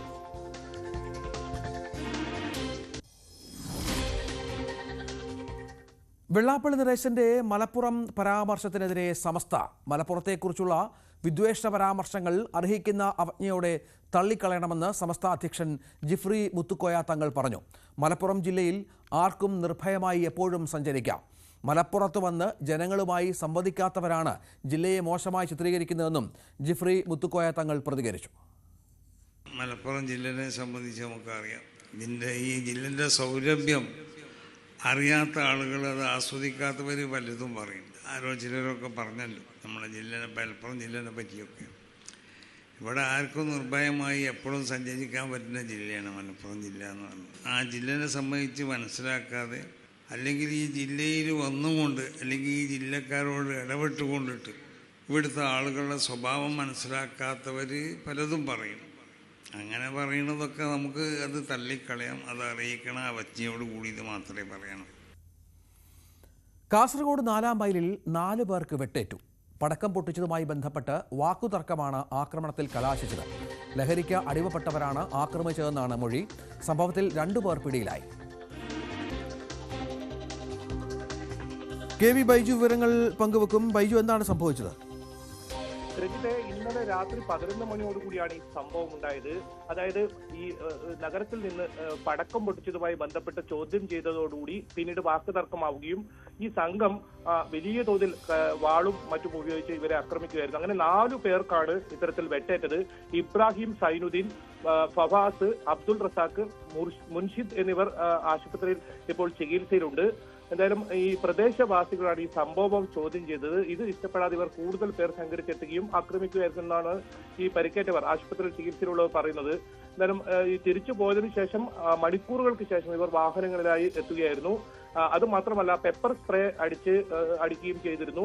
വാളും കത്തികളും ഒക്കെ ഈ സംഘത്തിന്റെ കയ്യിലുണ്ടായിരുന്നു. ഏതായാലും ഈ ആക്രമിച്ചവർ ലഹരിക്ക് അടിമകളാണെന്ന ഒരു സംശയം ഇവർ പറയുന്നുണ്ട്. എന്തായാലും ഈ സംഭവത്തിൽ വിദ്യാനഗർ പോലീസ് മൊയ്തീൻ, മിഥിലാജ്, അസറുദ്ദീൻ എന്നിവരെ അറസ്റ്റ് ചെയ്തിട്ടുണ്ട്. കൂടുതൽ പേരെ കണ്ടെത്താനുള്ള അന്വേഷണവും വിദ്യാനഗർ പോലീസ് ആരംഭിച്ചിട്ടുണ്ട്. രഞ്ജിത്ത്, KV ബൈജു ആണ് വിവരങ്ങൾ പങ്കുവച്ചത്. മറ്റു വാർത്തയിലേക്ക് പോകണം. സെക്രട്ടേറിയറ്റ് നടയിൽ അനിശ്ചിതകാല സമരം തുടർന്ന ആശാ വർക്കർമാരുടെ പ്രതിനിധികളുമായി തൊഴിൽ മന്ത്രി V ശിവൻകുട്ടി ഇന്ന് ചർച്ച നടത്തും. വൈകുന്നേരം മന്ത്രിയുടെ ചേംബറിൽ വെച്ചാകും ചർച്ച. കൂടിക്കാഴ്ചയ്ക്ക് സമയം അനുവദിക്കണമെന്നാവശ്യപ്പെട്ട് Kerala ASHA health workers association നൽകിയ കത്തിന്റെ അടിസ്ഥാനത്തിലാണ് അനുനയ ചർച്ച. അതേസമയം സെക്രട്ടേറിയറ്റ് നടയിലെ സമരം 57-ാം ദിവസത്തിലേക്ക് കടന്നു. VV അരുൺ വിവരങ്ങൾ പങ്കുവെക്കും. അരുൺ, ഈ തൊഴിൽ മന്ത്രി വിളിക്കുന്ന ചർച്ചയിൽ എന്തെങ്കിലും പ്രതീക്ഷയുണ്ടോ ആശമാർക്ക്? തൊഴിൽ വകുപ്പ് ഇതുവരെയും ഈ വിഷയത്തിൽ ഇടപെട്ടുന്നില്ല. തൊഴിലാളി സമരമാണ്. പക്ഷേ തൊഴിലാളി സമരം എന്ന നിലയിൽ തൊഴിലാളി സംഘടന നേതാക്കൾക്ക് പരാതി നൽകാനോ അല്ലെങ്കിൽ തൊഴിൽ വകുപ്പിന് മന്ത്രിക്കോ പരാതി നൽകാനോ ഈ ആശാ സമരക്കാർ ഇത് തയ്യാറായിട്ടില്ല. പക്ഷെ ഇപ്പോൾ അതൊരു അനുകൂല നീക്കം നടക്കുകയാണ്. തൊഴിൽ വകുപ്പ് മന്ത്രി എന്ന നിലയിലാണ് V ശിവൻകുട്ടിയുടെ ഇടപെടൽ. അദ്ദേഹം ആ പേരിലാണ് ചർച്ചയ്ക്ക് വിളിച്ചിരിക്കുന്നതും. CITUവിന്റെ പ്രധാനപ്പെട്ട നേതാവ് കൂടിയായ ഇടതുണ്ടി കഴിവ് TP രാമകൃഷ്ണൻ വിഷയത്തിൽ ഇടപെട്ടു. അദ്ദേഹത്തിന് ഇടപെടൽ തുടർന്നാണ് V ശിവൻകുട്ടി ചർച്ചയ്ക്ക് തയ്യാറായെന്നാണ് നമുക്ക് ലഭിക്കുന്ന സൂചനകൾ. അങ്ങനെയെങ്കിൽ അതൊരു അനുകൂല നീക്കത്തിലേക്ക് പോകും. സമരം പരിഹരിക്കാനുള്ള കൃത്യമായ വഴികൾ സർക്കാരിന്റെ ഭാഗത്ത് ഇപ്പോഴുമില്ല. ഇവർ ആവശ്യപ്പെടുന്നത്ര ഓർഡർ എന്നറിയാൻ കഴിയില്ലെന്ന് വ്യക്തമാക്കുകയും ചെയ്യുന്നത്. പക്ഷേ ഈ തൊഴിൽ വകുപ്പ് കൂടി ഇടപെടുന്നത് ഒരു പോസിറ്റീവ് സമീപനമായി തന്നെ കാണേണ്ടി വരും. സമരക്കാർക്കും അത് ചെറിയ പ്രതീക്ഷയോട് തന്നെയാണ് അവരും കാണുന്നത്. തൊഴിൽ വകുപ്പും അതുപോലെ തന്നെ ഈ CITU നേതൃത്വവും ഒക്കെ ഇടപെടുന്നതോടുകൂടി ഈ സമരം അധികം വൈകാതെ തീരുമെന്നൊരു പ്രതീക്ഷയാണ് തന്നെയാണ് പൊതുവിൽ ഉയരുന്നത്. വിവിയനാണ് വിവരങ്ങൾ പങ്കുവച്ചത്. തൊഴിൽ മന്ത്രിയുമായി വി ശിവൻകുട്ടിയുമായുള്ള ചർച്ച ആശമാർക്ക് എന്തെങ്കിലും പ്രയോജനം നൽകുമോ എന്ന കാര്യം കാത്തിരുന്ന് കാണണം. ആയിരങ്ങൾ അണിനിരുന്ന പ്രകടനത്തോടെ CPM-ന്റെ മധുര പാർട്ടി കോൺഗ്രസിന് സമാപനം. ഇടതുപക്ഷത്തിന് പ്രസക്തി നഷ്ടപ്പെട്ടുവെന്ന പ്രചരണം അടിസ്ഥാനരഹിതമാണെന്ന് ജനറൽ സെക്രട്ടറി MA ബേബി പറഞ്ഞു. സർക്കാരിന്റെ നേട്ടങ്ങൾ വിശദീകരിക്കുന്നതായിരുന്നു മുഖ്യമന്ത്രി പിണറായി വിജയന്റെ പ്രസംഗം. മധുരയിലെ CPM-ന്റെ സംഘടനാ ശേഷിയും സാധാരണക്കാരിൽ സാധാരണക്കാരായ അണികളുടെ ആവേശവും വിളിച്ചോതുന്ന പ്രകടനത്തോടെയായിരുന്നു 24-ാം പാർട്ടി കോൺഗ്രസ് കൊടിയിറങ്ങിയത്. പാർട്ടി കോൺഗ്രസിന്റെ ആദ്യ ദിനം മുതൽ 100 കണക്കിന് പ്രവർത്തകരാണ് സമ്മേളന വേദിയിലേക്ക് ഒഴുകിയെത്തിയത്. മധുരയിലും തമിഴ്നാടിന്റെ മറ്റു ഭാഗങ്ങളിൽ നിന്നുമായി ആയിരക്കണക്കിന് പേർ സമാപന സമ്മേളനത്തിനുമെത്തി. കേരളത്തിൽ നിന്നും 100 കണക്കിന് പ്രവർത്തകർ പാർട്ടി കോൺഗ്രസിന്റെ ആവേശത്തിൽ പങ്കുചേരാൻ എത്തിയിരുന്നു. CPM-ന്റെയും ഇടതുപക്ഷത്തിന്റെയും ഭാവിയിൽ ആശങ്ക വേണ്ടെന്നും അത് ശോഭനമെന്നും ജനറൽ സെക്രട്ടറിയുടെ ശുഭപ്രതീക്ഷ. Throughout the country, CPIM and the left forces would be able to emerge as a force to reckon with. For that, we hope the support of the entire masses. People of Madura, people of Tamil Nadu came forward to make the 24th Congress of the CPIM a resounding success. For that, let's salute to all of you. എന്തുകൊണ്ട് കേരളം രാജ്യത്തിന് മാതൃകയാണെന്ന് പറയാനായിരുന്നു മുഖ്യമന്ത്രി പിണറായി വിജയൻ ശ്രമിച്ചത്. Those who should stand together, those who face the same troubles of life are being divided not just in this instance. Take Kerala's coast for example. There Hindus, Christians and Muslims work as fisher folk. They all face the same situations in life. Yet even they were sought to be divided by spreading hatred amongst them. However, that political design of hatred did not materialize there. തമിഴ്നാട്ടിലെ പാർട്ടിക്ക് ഊർജം നൽകുന്ന അനുഭവമായി party Congress സംഘാടനം മാറി. May 20-ലെ ദേശീയ പണിമുടക്ക് വിജയിപ്പിക്കാൻ ആഹ്വാനം നൽകിയാണ് പാർട്ടി കോൺഗ്രസ് സമാപിച്ചത്. ന്യൂസ് 18 മധുര. MA ബേബി CPM-ന്റെ നേതൃത്വത്തിൽ എത്തുന്നതോടെ സംസ്ഥാന രാഷ്ട്രീയത്തിലും അത് ചലനങ്ങളുണ്ടാക്കും. പാർട്ടിയിലും സർക്കാരിലും അവസാന വാക്കായ പിണറായി വിജയന്റെ അപ്രമാദിത്വം ചോദ്യം ചെയ്യപ്പെട്ടേക്കാം. പാർട്ടി സെക്രട്ടറിയും തൊട്ടു പിന്നാലെ പോളിറ്റ് ബ്യൂറോ അംഗവുമായ ശേഷം കേരള പാർട്ടിയിൽ പിണറായി വിജയന് മുകളിൽ ഒരു നേതാവ് ഉണ്ടായിട്ടില്ല. ഒരേ ഘടകത്തിൽ ഉണ്ടായിരുന്ന VS അച്യുതാനന്ദൻ പിന്നീട് പോളിറ്റ് ബ്യൂറോയിൽ നിന്ന് ഒഴിവാക്കപ്പെട്ടു. പിന്നെ പിണറായി വിജയനേക്കാൾ താഴ്ന്ന ഘടകത്തിൽ ഇരുന്നായിരുന്നു VS-ന്റെ പോരാട്ടം. ആ പോരിൽ ജനറൽ സെക്രട്ടറി ആയിരുന്ന പ്രകാശ് കാരാട്ടിന്റെ പൂർണ്ണ പിന്തുണയും പിണറായിക്കായിരുന്നു. VS അനുകൂലിയായ സീതാറാം യെച്ചൂരി ജനറൽ സെക്രട്ടറി ആയപ്പോഴേക്കും കേരള പാർട്ടി ഒറ്റക്കെട്ടായി പിണറായിക്ക് പിന്നിൽ അണിനിരന്നു കഴിഞ്ഞിരുന്നു. ഇപ്പോൾ പിണറായിയുടെ കൂടി നേതാവായ MA ബേബി എത്തുമ്പോൾ പുതിയൊരു അധികാര കേന്ദ്രം പിണറായിക്ക് മുകളിൽ വരികയാണ്. അത് എങ്ങനെ കേരള CPM-ൽ പ്രതിഫലിക്കുമെന്നതാണ് നിർണായകം. പല കാര്യങ്ങളിലും ദേശീയ നേതൃത്വത്തിന് കേരളത്തിലെ പാർട്ടിയോട് അഭിപ്രായ ഭിന്നതകൾ ഉണ്ടായിരുന്നെങ്കിലും അതൊന്നും ഒരു തർക്കത്തിലേക്ക് നീങ്ങിയിരുന്നില്ല. ഈ ഐക്യവും സമവായ സമീപനവും ബേബിയുടെ കാലത്തും തുടർന്നാൽ പ്രശ്നങ്ങൾ ഉണ്ടാകില്ല. മറിച്ചായാൽ CPM-നെ കാത്തിരിക്കുന്നത് വലിയ തർക്കങ്ങളുടെ കാലമാകും. പിണറായി വിജയന്റെ പല നിലപാടുകളോടും പുതുതലമുറയിലെ വലിയൊരു വിഭാഗം നേതാക്കൾക്ക് യോജിപ്പുമില്ല. എല്ലാ തീരുമാനങ്ങളും മുമ്പത്തെ പോലെ അവർ കണ്ണടച്ച് അനുകൂലിക്കണമെന്നുമില്ല. ഇവർക്ക് പാർട്ടി ജനറൽ സെക്രട്ടറിയുടെ പിന്തുണ കൂടി ലഭിച്ചാൽ പിണറായിക്കെതിരെ ചോദ്യങ്ങൾ ഉയരാം. സർക്കാരിലെയും കേരള പാർട്ടിയിലെയും ഓരോ നീക്കങ്ങളും മുമ്പത്തേക്കാൾ പാർട്ടി ദേശീയ നേതൃത്വത്തിന്റെ സൂക്ഷ്മ പരിശോധനയ്ക്കും വിധേയമാകും. VV അരുൺ, ന്യൂസ് 18 തിരുവനന്തപുരം. CPM പാർട്ടി കോൺഗ്രസ് വോട്ടെടുപ്പിലൂടെയാണ് പുതിയ കേന്ദ്ര കമ്മിറ്റിയെ തിരഞ്ഞെടുത്തത്. ഔദ്യോഗിക പാനലിന് പുറത്തു നിന്നും മത്സരിച്ച മഹാരാഷ്ട്രയിൽ നിന്നുള്ള DL കാരാട് പരാജയപ്പെട്ടു. CPM-ൽ എങ്ങനെയാണ് കമ്മിറ്റി തെരഞ്ഞെടുപ്പും സെക്രട്ടറിയെ തീരുമാനിക്കുന്നതെന്ന് നോക്കാം. കിരൺ ബാബു തയ്യാറാക്കിയ റിപ്പോർട്ട്. CPM-ൽ എങ്ങനെയാണ് ജനറൽ സെക്രട്ടറിയെയും കേന്ദ്ര കമ്മിറ്റിയെയും തിരഞ്ഞെടുക്കുന്നത്? ഇത് പരിശോധിക്കാം. നിലവിലെ ജനറൽ സെക്രട്ടറി പോളിറ്റ് ബ്യൂറോയുടെ പൊതുവായ അഭിപ്രായങ്ങളുടെയും മാനദണ്ഡങ്ങളുടെയും എല്ലാം അടിസ്ഥാനത്തിൽ പുതിയ കേന്ദ്ര കമ്മിറ്റിയിലേക്കുള്ള ഒരു പാനൽ തയ്യാറാക്കുന്നു. അത് പോളിറ്റ് ബ്യൂറോയിൽ അവതരിപ്പിക്കുന്നു. പോളിറ്റ് ബ്യൂറോയുടെ കൂട്ടായ തീരുമാനം അതിലുണ്ടാകുന്നു. വോട്ടെടുപ്പിൻ്റെ അടിസ്ഥാനത്തിലോ അല്ലാതെയൊക്കെ കൂട്ടായ തീരുമാനം ഉണ്ടാകുന്നു. അങ്ങനെ പോളിറ്റ് ബ്യൂറോ അംഗീകരിച്ച പാനൽ കേന്ദ്ര കമ്മിറ്റിയിൽ അവതരിപ്പിക്കുന്നു. കേന്ദ്ര കമ്മിറ്റിയിലും വേണമെങ്കിൽ അപ്പടി അംഗീകരിക്കുന്നു. അതല്ല മറ്റുള്ളവരുടെ പേരുകൾ കൂട്ടിച്ചേർക്കണമെങ്കിൽ അത്തരം സമവായം ഉണ്ടായില്ലെങ്കിൽ അവിടെയും വോട്ടെടുപ്പിലേക്ക് നീങ്ങാൻ സാധ്യതയുണ്ട്. അവിടെ അവതരിപ്പിച്ച് അംഗീകരിച്ച പാനലാണ് പാർട്ടി കോൺഗ്രസിൽ അവതരിപ്പിക്കുന്നത്. ഈ പാർട്ടി കോൺഗ്രസിന് അപ്പടി അത് അംഗീകരിക്കാം. അതല്ല ഏതെങ്കിലും അംഗങ്ങൾക്ക് ഇതിൽ ചിലരെ ഒഴിവാക്കേണ്ടതുണ്ട്, ചിലരെ ഉൾപ്പെടുത്തേണ്ടതുണ്ട്, അങ്ങനെയുണ്ടെങ്കിൽ അങ്ങനെയുള്ള നിർദ്ദേശങ്ങൾ ഉയരാം. അവരുമായി വീണ്ടും ഒരു അനൗപചാരിക ചർച്ചകളൊക്കെ നടത്തും. അങ്ങനെയുള്ള ചർച്ചയിലും ഇവർ ഉറച്ചു നിൽക്കുകയാണെങ്കിൽ വോട്ടെടുപ്പിലേക്ക് നീങ്ങുന്നു. അത് രഹസ്യ ബാലറ്റാണ്. ഇതിൽ ഏറ്റവും കൂടുതൽ വോട്ട് കിട്ടുന്നവർ കേന്ദ്ര കമ്മിറ്റിയിലേക്ക് വരുന്നു. ആ കേന്ദ്ര കമ്മിറ്റിയാണ് പുതിയ ജനറൽ സെക്രട്ടറി ആരാവണം എന്നത് തീരുമാനിക്കുന്നത്. അവിടെയും വേണമെങ്കിൽ വോട്ടിങ്ങിലേക്കൊക്കെ നീങ്ങാനുള്ള സാധ്യതയുണ്ട്. ആ കേന്ദ്ര കമ്മിറ്റി തന്നെയാണ് പോളിറ്റ് ബ്യൂറോയെയും തീരുമാനിക്കുന്നത്. ഇങ്ങനെയാണ് CPM-ൽ താഴെ തട്ട് മുതൽ മുകൾ തട്ട് വരെയുള്ള കമ്മിറ്റിയെയും സെക്രട്ടറിയെയും ജനറൽ സെക്രട്ടറിയെയും അടക്കം തീരുമാനിക്കുന്നത്. മറ്റൊരു വാർത്തയിലേക്ക്. ഗാന്ധി ഘാതകനായ ഗോഡ്സെയെ പ്രകീർത്തിച്ച കോഴിക്കോട് NIT ഡീൻ ഷൈജ ആണ്ടവനെതിരെ പ്രതിഷേധം. വിദ്യാർത്ഥി സംഘടനകളാണ് പ്രധാന കവാടമടക്കം ഉപരോധിച്ച് പ്രതിഷേധം നടത്തുന്നത്. ഷൈജ ആണ്ടവൻ ഇന്ന് ചുമതലയേൽക്കാനിരിക്കെയാണ് പ്രതിഷേധം.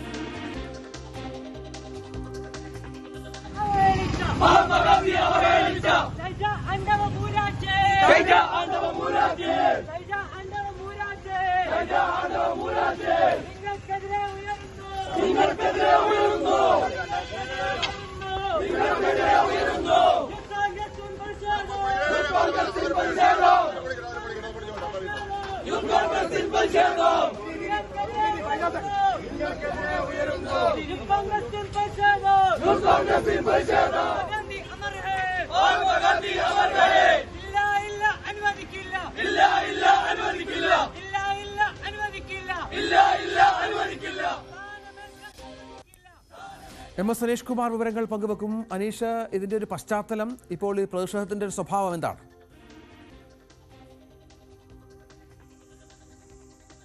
രഞ്ജിത്ത്, വലിയ വിവാദമായി മാറിയിരുന്നു ഗാന്ധിഘാതകനായ ഗോഡ്സെയെ അനുകൂലിച്ചുള്ള ഒരു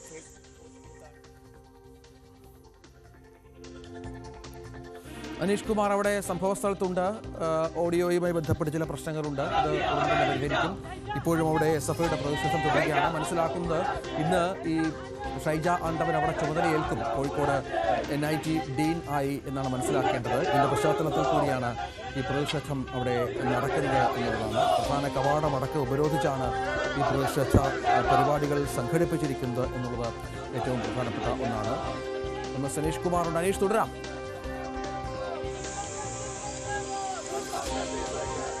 രഞ്ജിത്ത്, ഗാന്ധിഘാതകനായ ഗോഡ്സെയെ പ്രകീർത്തിച്ച് പോസ്റ്റിട്ടതിനെ തുടർന്ന് വലിയ പ്രതിഷേധങ്ങൾ NIT ക്യാമ്പസിലേക്ക് ഉണ്ടായിരുന്നു. ഇതേ തുടർന്ന് പോലീസ് കേസെടുക്കുകയും അവർ ആ കേസിൽ ജാമ്യത്തിൽ നിൽക്കുകയുമാണ്. ഇതിനിടയിലാണ് അവരെ ഡീനാക്കി നിയമിക്കാനുള്ള ഉത്തരവ് എത്തിയിരിക്കുന്നത്. ഇന്ന് ഷൈജ ആണ്ടവൻ ഡീനായി ചുമതലയേൽക്കുമെന്നാണ് അറിയിച്ചിരിക്കുന്നത്. നേരത്തെ ഈ തീരുമാനം എടുത്തതിന് തൊട്ടു പിന്നാലെ തന്നെ എല്ലാ വിദ്യാർത്ഥി സംഘടനകളും യുവജന സംഘടനകളും ക്യാമ്പസിലേക്ക് മാർച്ചും പ്രതിഷേധവും ഒക്കെ നടത്തിയിരുന്നു. ഏറ്റവും ഒടുവിൽ MK Raghavan MP, Kozhikode MP ഒരു ദിവസം ഈ ക്യാമ്പസിന് മുൻവശത്ത് സത്യാഗ്രഹ സമരം നടത്തുകയും പ്രതിപക്ഷ നേതാവ് VD സതീശൻ അടക്കമുള്ളവർ എത്തുകയും ചെയ്തു.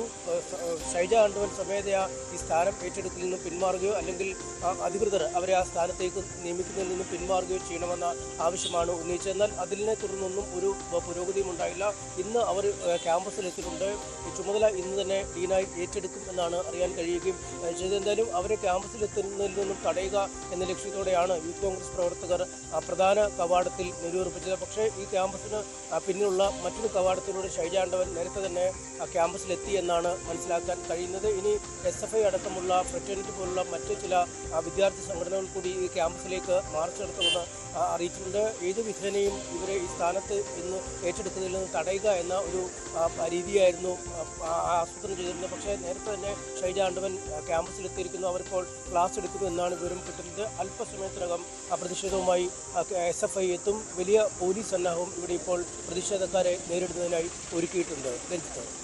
അതാണ് സാഹചര്യം. പ്രതിഷേധം അവിടെ തുടരുകയാണ് എന്നുള്ളതാണ്. MS അനീഷ് കുമാറാണ് വിവരങ്ങൾ പങ്കുവച്ചത്. പ്രസവ ശുശ്രൂഷ ലഭിക്കാതെ മതപ്രഭാഷകന്റെ ഭാര്യ മരിച്ച സംഭവത്തിൽ പോലീസ് തുടർ നടപടികളിലേക്ക്. മരിച്ച അസ്മയുടെ കുടുംബത്തിന്റെ പരാതിയിൽ പോലീസ് മൊഴിയെടുക്കാൻ തുടങ്ങി. അസ്മയുടെ പോസ്റ്റ്മോർട്ടം അല്പസമയത്തിനകം കളമശ്ശേരി മെഡിക്കൽ കോളേജിൽ നടക്കും. മതപ്രഭാഷകനായ സിറാജുദ്ദീൻ ലത്തീഫിയുടെ ഭാര്യ അസ്മ 5ാമത്തെ പ്രസവത്തിലാണ് മരിച്ചത്. അമിത രക്തസ്രാവം ഉണ്ടായിട്ടും ആശുപത്രിയിൽ പ്രവേശിപ്പിക്കാൻ തയ്യാറായിരുന്നില്ല. ആജ്ഞ വിവരങ്ങൾ പങ്കുവെക്കും. ആജ്ഞ, ഇത് ഗുരുതരാവസ്ഥയിലായിട്ട് പോലും ആശുപത്രിയെ സമീപിച്ചില്ല എന്നുള്ളതാണ് നമുക്ക് ലഭിക്കുന്ന വിവരം. ഇതുമായി ബന്ധപ്പെട്ട് പോലീസിന്റെ നിഗമനം എന്താണ്?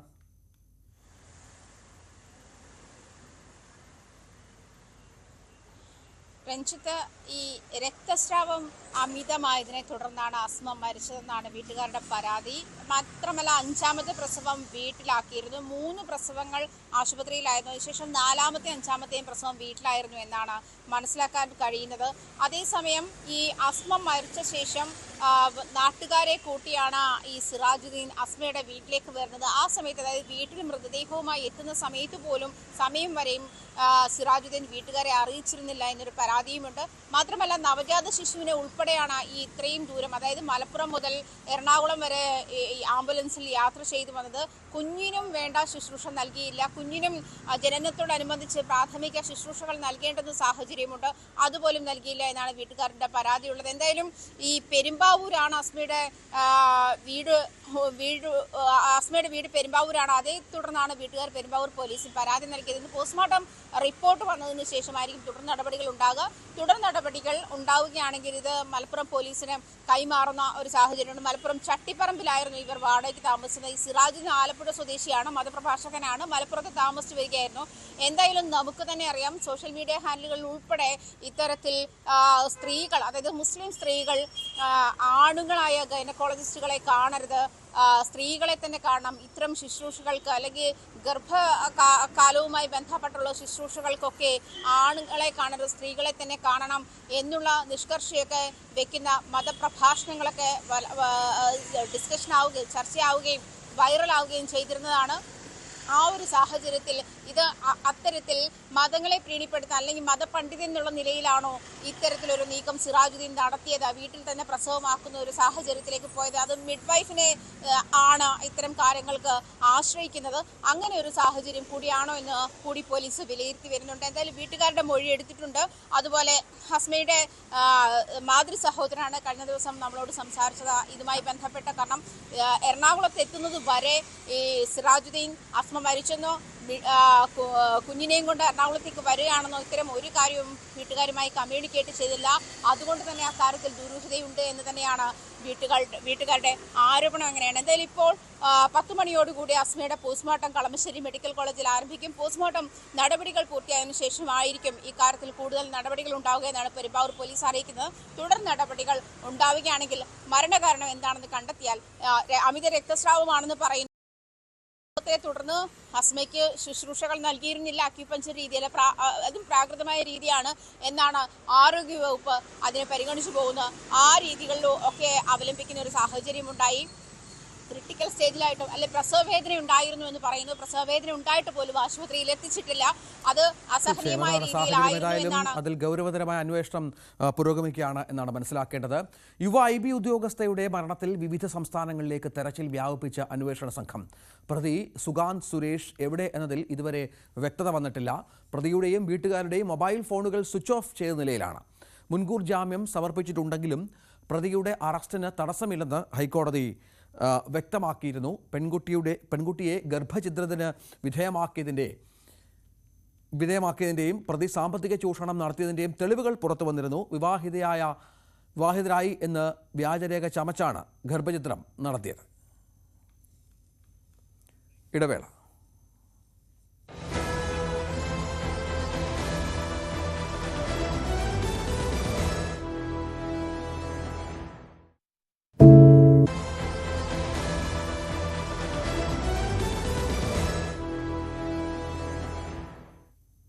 തുടരുന്നു വാർത്ത. 3 ദിവസ സന്ദർശനത്തിനായി ആഭ്യന്തരമന്ത്രി അമിത്ഷാ ജമ്മു കശ്മീരിൽ. ശ്രീനഗറിൽ സുരക്ഷാ അവലോകന യോഗത്തിൽ പങ്കെടുക്കുന്ന അമിത്ഷാ കഠുവയിലെ അന്താരാഷ്ട്ര അതിർത്തി മേഖലകളും സന്ദർശിക്കും. ഇന്നലെ വൈകിട്ടാണ് അമിത്ഷാ ജമ്മു കാശ്മീരിലെത്തിയത്. ഇന്നും നാളെയും അവിടെ തുടരും. മണിപ്പൂരിൽ BJP ന്യൂനപക്ഷ മോർച്ച സംസ്ഥാന അധ്യക്ഷന്റെ വീട് കത്തിച്ചു. വഖഫ് നിയമത്തെ പിന്തുണച്ച് ഫേസ്ബുക്കിൽ പോസ്റ്റ് ചെയ്തതിന് പിന്നാലെയാണ് ന്യൂനപക്ഷ മോർച്ച സംസ്ഥാന അധ്യക്ഷൻ അസ്കർ അലിയുടെ വീടിന് നേരെ ആക്രമണമുണ്ടായത്. തൗബാൽ ജില്ലയിലെ ലിബോങ്ങിൽ ഞായറാഴ്ച രാത്രിയാണ് സംഭവം. ആക്രമണത്തിന് പിന്നാലെ വിഷയത്തിൽ സ്വീകരിച്ച നിലപാടിൽ ക്ഷമ ചോദിച്ച അസ്കർ അലി നിയമം പിൻവലിക്കണമെന്ന് കേന്ദ്രത്തോട് ആവശ്യപ്പെടുന്ന വീഡിയോയും ഫേസ്ബുക്കിൽ പോസ്റ്റ് ചെയ്തു. ഗസയിൽ ഇസ്രായേൽ കൂട്ടക്കുരു തുടരുന്നതിനിടെ ഇസ്രായേൽ പ്രസിഡന്റ് ബെഞ്ചമിൻ നെതന്യാഹുവും US പ്രസിഡന്റ് ഡൊണാൾഡ് ട്രംപും തമ്മിലുള്ള നിർണായക കൂടിക്കാഴ്ച ഇന്ന് അമേരിക്കയിൽ നടക്കും. ഗാസയിൽ ഇസ്രായേൽ ബന്ദികളുടെ മോചനമടക്കം നിരവധി വിഷയങ്ങൾ ചർച്ചയാകുമെന്ന് നെതന്യാഹുവിൻ്റെ ഓഫീസ് വ്യക്തമാക്കിയ പശ്ചാത്തലം കൂടി ചേർത്ത് വെക്കണം. ട്രംപിൻ്റെ തീരുവ ചുമത്തലും ചർച്ചയിലെ പ്രധാന വിഷയമാകും. ഷംന വിവരങ്ങൾ പങ്കുവെക്കും. ഷംന, നിർണായകമായ ചർച്ചയാണ്. യുദ്ധം അവസാനിപ്പിക്കാനുള്ള ശ്രമങ്ങൾ പല തലത്തിൽ നടക്കുമ്പോഴാണ് വീണ്ടും ചർച്ചകൾ പുരോഗമിക്കുന്നത്. എന്താണ് വിവരങ്ങൾ? എന്ത് പ്രതീക്ഷിക്കണം നമ്മൾ? രഞ്ജിത്ത്, ട്രംപ് അധികാരമേറ്റതിന് ശേഷമുള്ള രണ്ടാമത്തെ കൂടിക്കാഴ്ചയാണ്. അതായത് നെതന്യാഹുവും ട്രംപും തമ്മിലുള്ള രണ്ടാമത്തെ കൂടിക്കാഴ്ചയാണിത്. നിർണായക കൂടിക്കാഴ്ച എന്ന് തന്നെ പറയേണ്ടിയിരിക്കുന്നു. കാരണം നിരവധി വിഷയങ്ങളാണ് ചർച്ചയാകാൻ പോകുന്നത്. തീരുവ വിഷയം ചർച്ചയാകും, ഒപ്പം ഗാസ വെടിനിർത്തൽ സംബന്ധിച്ച്. പക്ഷേ അതേസമയം ഇന്നലെ നെതന്യാഹുവിൻ്റെ ഓഫീസ് വ്യക്തമാക്കിയത് ഈ വെടിനിർത്തലല്ല, മറിച്ച് ഗാസയിൽ ഇസ്രായേൽ ബന്ദികളുണ്ട്, അതായത് ഹമാസ് ബന്ദികളാക്കിയ ഇസ്രായേൽ തടവുകാരുടെ മോചനം, അതാണ് പ്രധാന വിഷയമാകുന്നത്. അല്ലാതെ ഒരു വെടിനിർത്തലിലേക്ക് ചർച്ചകൾ പുരോഗമിക്കുമോ എന്ന കാര്യത്തിൽ ഇതുവരെ ഒരു വ്യക്തത വന്നിട്ടില്ല. എന്തായാലും അങ്ങനെയുള്ള കാര്യങ്ങൾ കൂടി പ്രതീക്ഷിക്കുന്നുണ്ട്. ഒപ്പം ഇസ്രായേലിന് അമേരിക്ക ചുമത്തിയിരിക്കുന്നത് 17% തീരുവയാണ്. ഈ തീരുവ സംബന്ധിച്ച കാര്യങ്ങളും ഇന്ന് ചർച്ചയാകും. ഒപ്പം ഇറാന്റെ ആണവ പദ്ധതിയെക്കുറിച്ച് ഉള്ള കാര്യങ്ങൾ ചർച്ചയാകും. ഇത്തരം കാര്യങ്ങളൊക്കെയാണ് പ്രധാനമായും ചർച്ചാ വിഷയങ്ങളായി ഉള്ളതെന്നാണ് നെതന്യാഹുവിൻ്റെ ഓഫീസ് ഇന്നലെ വ്യക്തമാക്കിയത്. ഒപ്പം തന്നെ ഈ ഗാസയിൽ കൂട്ടക്കുരുതി തുടർന്നുകൊണ്ടിരിക്കുന്ന ഒരു പശ്ചാത്തലം ഉണ്ട്. കാരണം കഴിഞ്ഞ ദിവസം വലിയ രീതിയിലുള്ള വ്യോമാക്രമണമാണ് ഈ ഇസ്രായേൽ നടത്തിയത്. ഈ സാഹചര്യത്തിൽ നെതന്യാഹു തന്നെ ഈ കൊടുത്തിരുന്നത്, വിവരം നൽകിയിരുന്നത് ഈ വ്യോമാക്രമണം ശക്തിപ്പെടുത്തണം, ഒപ്പം തന്നെ എല്ലാ പിന്തുണയും ഉണ്ട് എന്ന തരത്തിലായിരുന്നു നെതന്യാഹുവിൻ്റെ പ്രതികരണം വന്നിരുന്നത്. പക്ഷേ അതേസമയം തന്നെ ഈ ചർച്ച നടക്കുമ്പോൾ അത് ഇനിയൊരു വെടിനിർത്തലിലേക്ക് കടക്കുമോ എന്ന കാര്യത്തിൽ അതുകൊണ്ട് തന്നെയാണ് ഒരു ആശങ്കയുള്ളത്. എന്തായാലും ഈ ആക്രമണം തുടരുമെന്ന് തന്നെയാണ് ഇപ്പോൾ നെതന്യാഹുവിൻ്റെ ഓഫീസ് വ്യക്തമാക്കിയിട്ടുള്ളത്. മറ്റൊരു കാര്യമുള്ളത്, ഈ ചർച്ച അത് ഈ തീരുവ ആയിരിക്കും ആദ്യം ഉന്നയിക്കുന്ന വിഷയം. തീരുവ സംബന്ധിച്ച വിഷയങ്ങളിലായിരിക്കും ആദ്യം ചർച്ചയുണ്ടാവുക. ഇന്നലെ ഈ ആഡംബര കാർ നിർമ്മാതാക്കൾ അടക്കം വ്യക്തമാക്കിയിരുന്ന ഒരു കാര്യമുണ്ടായിരുന്നു. അതായത് ഈ തീരുവയിൽ നിന്നും ട്രംപ് പിന്നോട്ട് പോയിട്ടില്ലെങ്കിൽ ആഡംബര കാറുകൾ കയറ്റുമതി ചെയ്യുന്നത് തങ്ങൾ താൽക്കാലികമായി നിർത്തുകയാണെന്ന് ഇന്നലെ ആഡംബര കാർ നിർമ്മാതാക്കളെല്ലാം വ്യക്തമാക്കിയിരുന്നു. ഈ പശ്ചാത്തലത്തിൽ കൂടിയാണ് ഈ തീരുവ സംബന്ധിച്ച വിഷയങ്ങൾ കൂടി ചർച്ചയാകുന്നത്. ശരി, ഷംന വിവരങ്ങൾ പങ്കുവച്ചു. പുതിയ സാമ്പത്തിക വർഷത്തിലെ ആദ്യ പണനയ അവലോകന യോഗം ഇന്ന് ആരംഭിക്കും. 5 വർഷത്തിന് ശേഷം ആദ്യമായി റിപ്പോ നിരക്ക് കുറയ്ക്കാൻ കഴിഞ്ഞ യോഗത്തിൽ തീരുമാനിച്ചിരുന്നു. 25 ബേസിസ് പോയിന്റ് കുറച്ചുകൊണ്ട് റിപ്പോ നിരക്ക് 6.25% കഴിഞ്ഞ മാസങ്ങളിൽ പണപ്പെരുപ്പത്തിൽ കുറവുണ്ടായ സാഹചര്യത്തിൽ റിസർവ് ബാങ്ക് വായ്പാ നിരക്ക് കുറച്ചേക്കുമെന്ന പ്രതീക്ഷയിലാണ് വായ്പയെടുത്തവർ. ഒരു സാമ്പത്തിക വർഷത്തിൽ 6 ദ്വൈമാസ യോഗങ്ങളാണ് RBI നടത്തുക. പലിശ നിരക്കുകൾ, പണവിതരണം, പണപ്പെരുപ്പ അവലോകനം തുടങ്ങിയ കാര്യങ്ങൾ ധനനയ കമ്മിറ്റി ചർച്ച ചെയ്തു. മോണിറ്ററി പോളിസി കമ്മിറ്റിയുടെ അവസാന യോഗമാണ് നടന്നത് ഫെബ്രുവരിയിലാണ്. കുട്ടി ക്രിക്കറ്റ് പൂരം.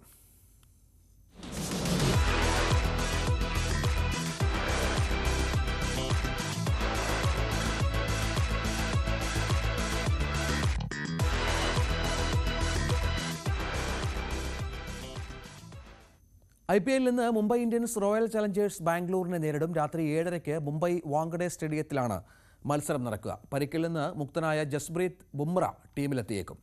4 മത്സരങ്ങളിൽ നിന്ന് 1 ജയം മാത്രം സ്വന്തമുള്ള മുംബൈ നിലവിൽ 8ാം സ്ഥാനത്താണ്. 2 ജയത്തോടെ ബാംഗ്ലൂർ 3ാം സ്ഥാനത്ത് നിൽക്കുന്നു.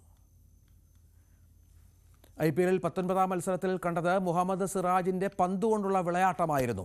4 വിക്കറ്റുകൾ നേടിയ സിറാജിൻ്റെ ബൗളിംഗ് മികവിൽ ഗുജറാത്ത് 7 വിക്കറ്റിന് ജയിച്ചു. സൺറൈസേഴ്സിൻ്റെ തുടർച്ചയായ 4ാം പരാജയമാണ് ഇത്. DSP Siraj on duty. അത് തന്നെയായിരുന്നു സൺറൈസേഴ്സിനെതിരായ മത്സരത്തിൽ ഗുജറാത്ത് ടൈറ്റൻസിന്റെ pace bowler DSP Mohammed Siraj കാഴ്ചവെച്ചതെന്ന് തന്നെ പറയാം. തന്റെ IPL തന്നെ ഏറ്റവും മനോഹരമായ ഫിഗേഴ്സിലാണ് സിറാജ് പന്തെറിഞ്ഞത്. 4 ഓവറിൽ നിന്ന് 4 വിക്കറ്റുകൾ നേടി 17 റൺസ് മാത്രമാണ് സിറാജ് വിട്ടുകൊടുത്തത്. അപ്പോൾ തന്നെ ഊഹിക്കാമല്ലോ മത്സരം ആരാണ് ജയിച്ചത്. അതെ, IPL 19ാമത് മത്സരത്തിൽ ഗുജറാത്ത് ടൈറ്റൻസ് വിജയിച്ചു. സൺറൈസേഴ്സ് ഹൈദരാബാദ് തുടർച്ചയായ 4ാമത്തെ പരാജയവും ഏറ്റുവാങ്ങുകയായിരുന്നു. ആദ്യം ബാറ്റിംഗ് ആരംഭിച്ച സൺറൈസേഴ്സ് ഹൈദരാബാദിന് ഒരു തരത്തിൽ പോലും ഗുജറാത്തിന് മേൽ ആധിപത്യം സ്ഥാപിക്കാൻ കഴിഞ്ഞില്ല എന്നുള്ളതാണ് വാസ്തവം. തുടക്കത്തിൽ തന്നെ ഓപ്പണർമാർ പാളി. പിന്നാലെ മിഡിൽ ഓർഡർ ചെറുതായ ഒരു ചെറുത്തുനിൽപ്പൊക്കെ നടത്തിയെങ്കിൽ പോലും അതും വലിയ രീതിയിൽ ഫലം കണ്ടില്ല. അങ്ങനെ 8 വിക്കറ്റ് നഷ്ടത്തിൽ 152 റൺസിന് സൺറൈസേഴ്സിന് ഒതുങ്ങേണ്ടി വന്നു എന്നുള്ളതാണ് വാസ്തവം. ഇത്രയും പേര് കേട്ട ബാറ്റിംഗ് ഓർഡറുള്ള സൺറൈസേഴ്സ് ഹൈദരാബാദിനെ 152 റൺസിന് ഒതുക്കിയത് മുഹമ്മദ് സിറാജ് എന്ന ബൗളറിന്റെ മികവ് കൊണ്ട് തന്നെയാണ് എന്നുള്ളത് വീണ്ടും എടുത്തു പറയേണ്ടി വരും.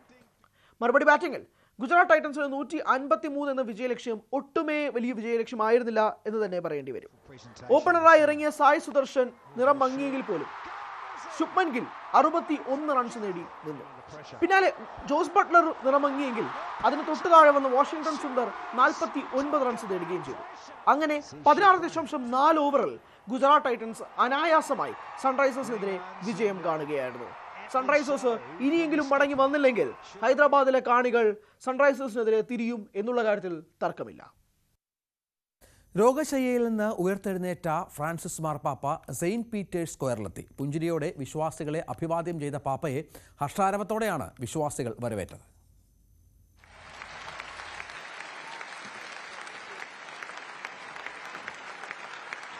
ഞായറാഴ്ച സെന്റ് പീറ്റേഴ്സ് സ്ക്വയറിൽ പ്രത്യേക ജൂബിലി പ്രാർത്ഥനകൾക്കിടെയായിരുന്നു ഫ്രാൻസിസ് മാർപ്പാപ്പയുടെ സർപ്രൈസ് എൻട്രി. 5 ആഴ്ചത്തെ ആശുപത്രി ജീവിതത്തിനും 2 ആഴ്ചത്തെ വിശ്രമത്തിനും ശേഷം വീണ്ടും പൊതുമധ്യത്തിൽ പാപ്പ.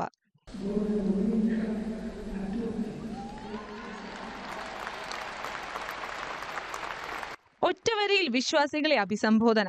എല്ലാവർക്കും നല്ലൊരു ഞായറാഴ്ചയാകട്ടെ. നന്ദി. അസുഖബാധിതർക്കും ആരോഗ്യ പ്രവർത്തകർക്കുമായി നടത്തിയ പ്രത്യേക കുർബാനയ്ക്കാണ് പാപ്പ എത്തിയത്. വിശുദ്ധ വാതിലിലൂടെ വീൽചെയറിൽ കടന്നു വന്ന ഫ്രാൻസിസ് പാപ്പയുടെ കൈമുത്താൻ പലരും കാത്തുനിന്നു. ഇരുവശവും നിന്നവരെ അഭിവാദ്യം ചെയ്ത് മടക്കം. ഊർജ്ജസ്വലനായ ഫ്രാൻസിസ് മാർപ്പാപ്പയെ കണ്ടപ്പോൾ വിശ്വാസികൾക്കും പ്രാർത്ഥനകൾ സഫലമായ സന്തോഷം.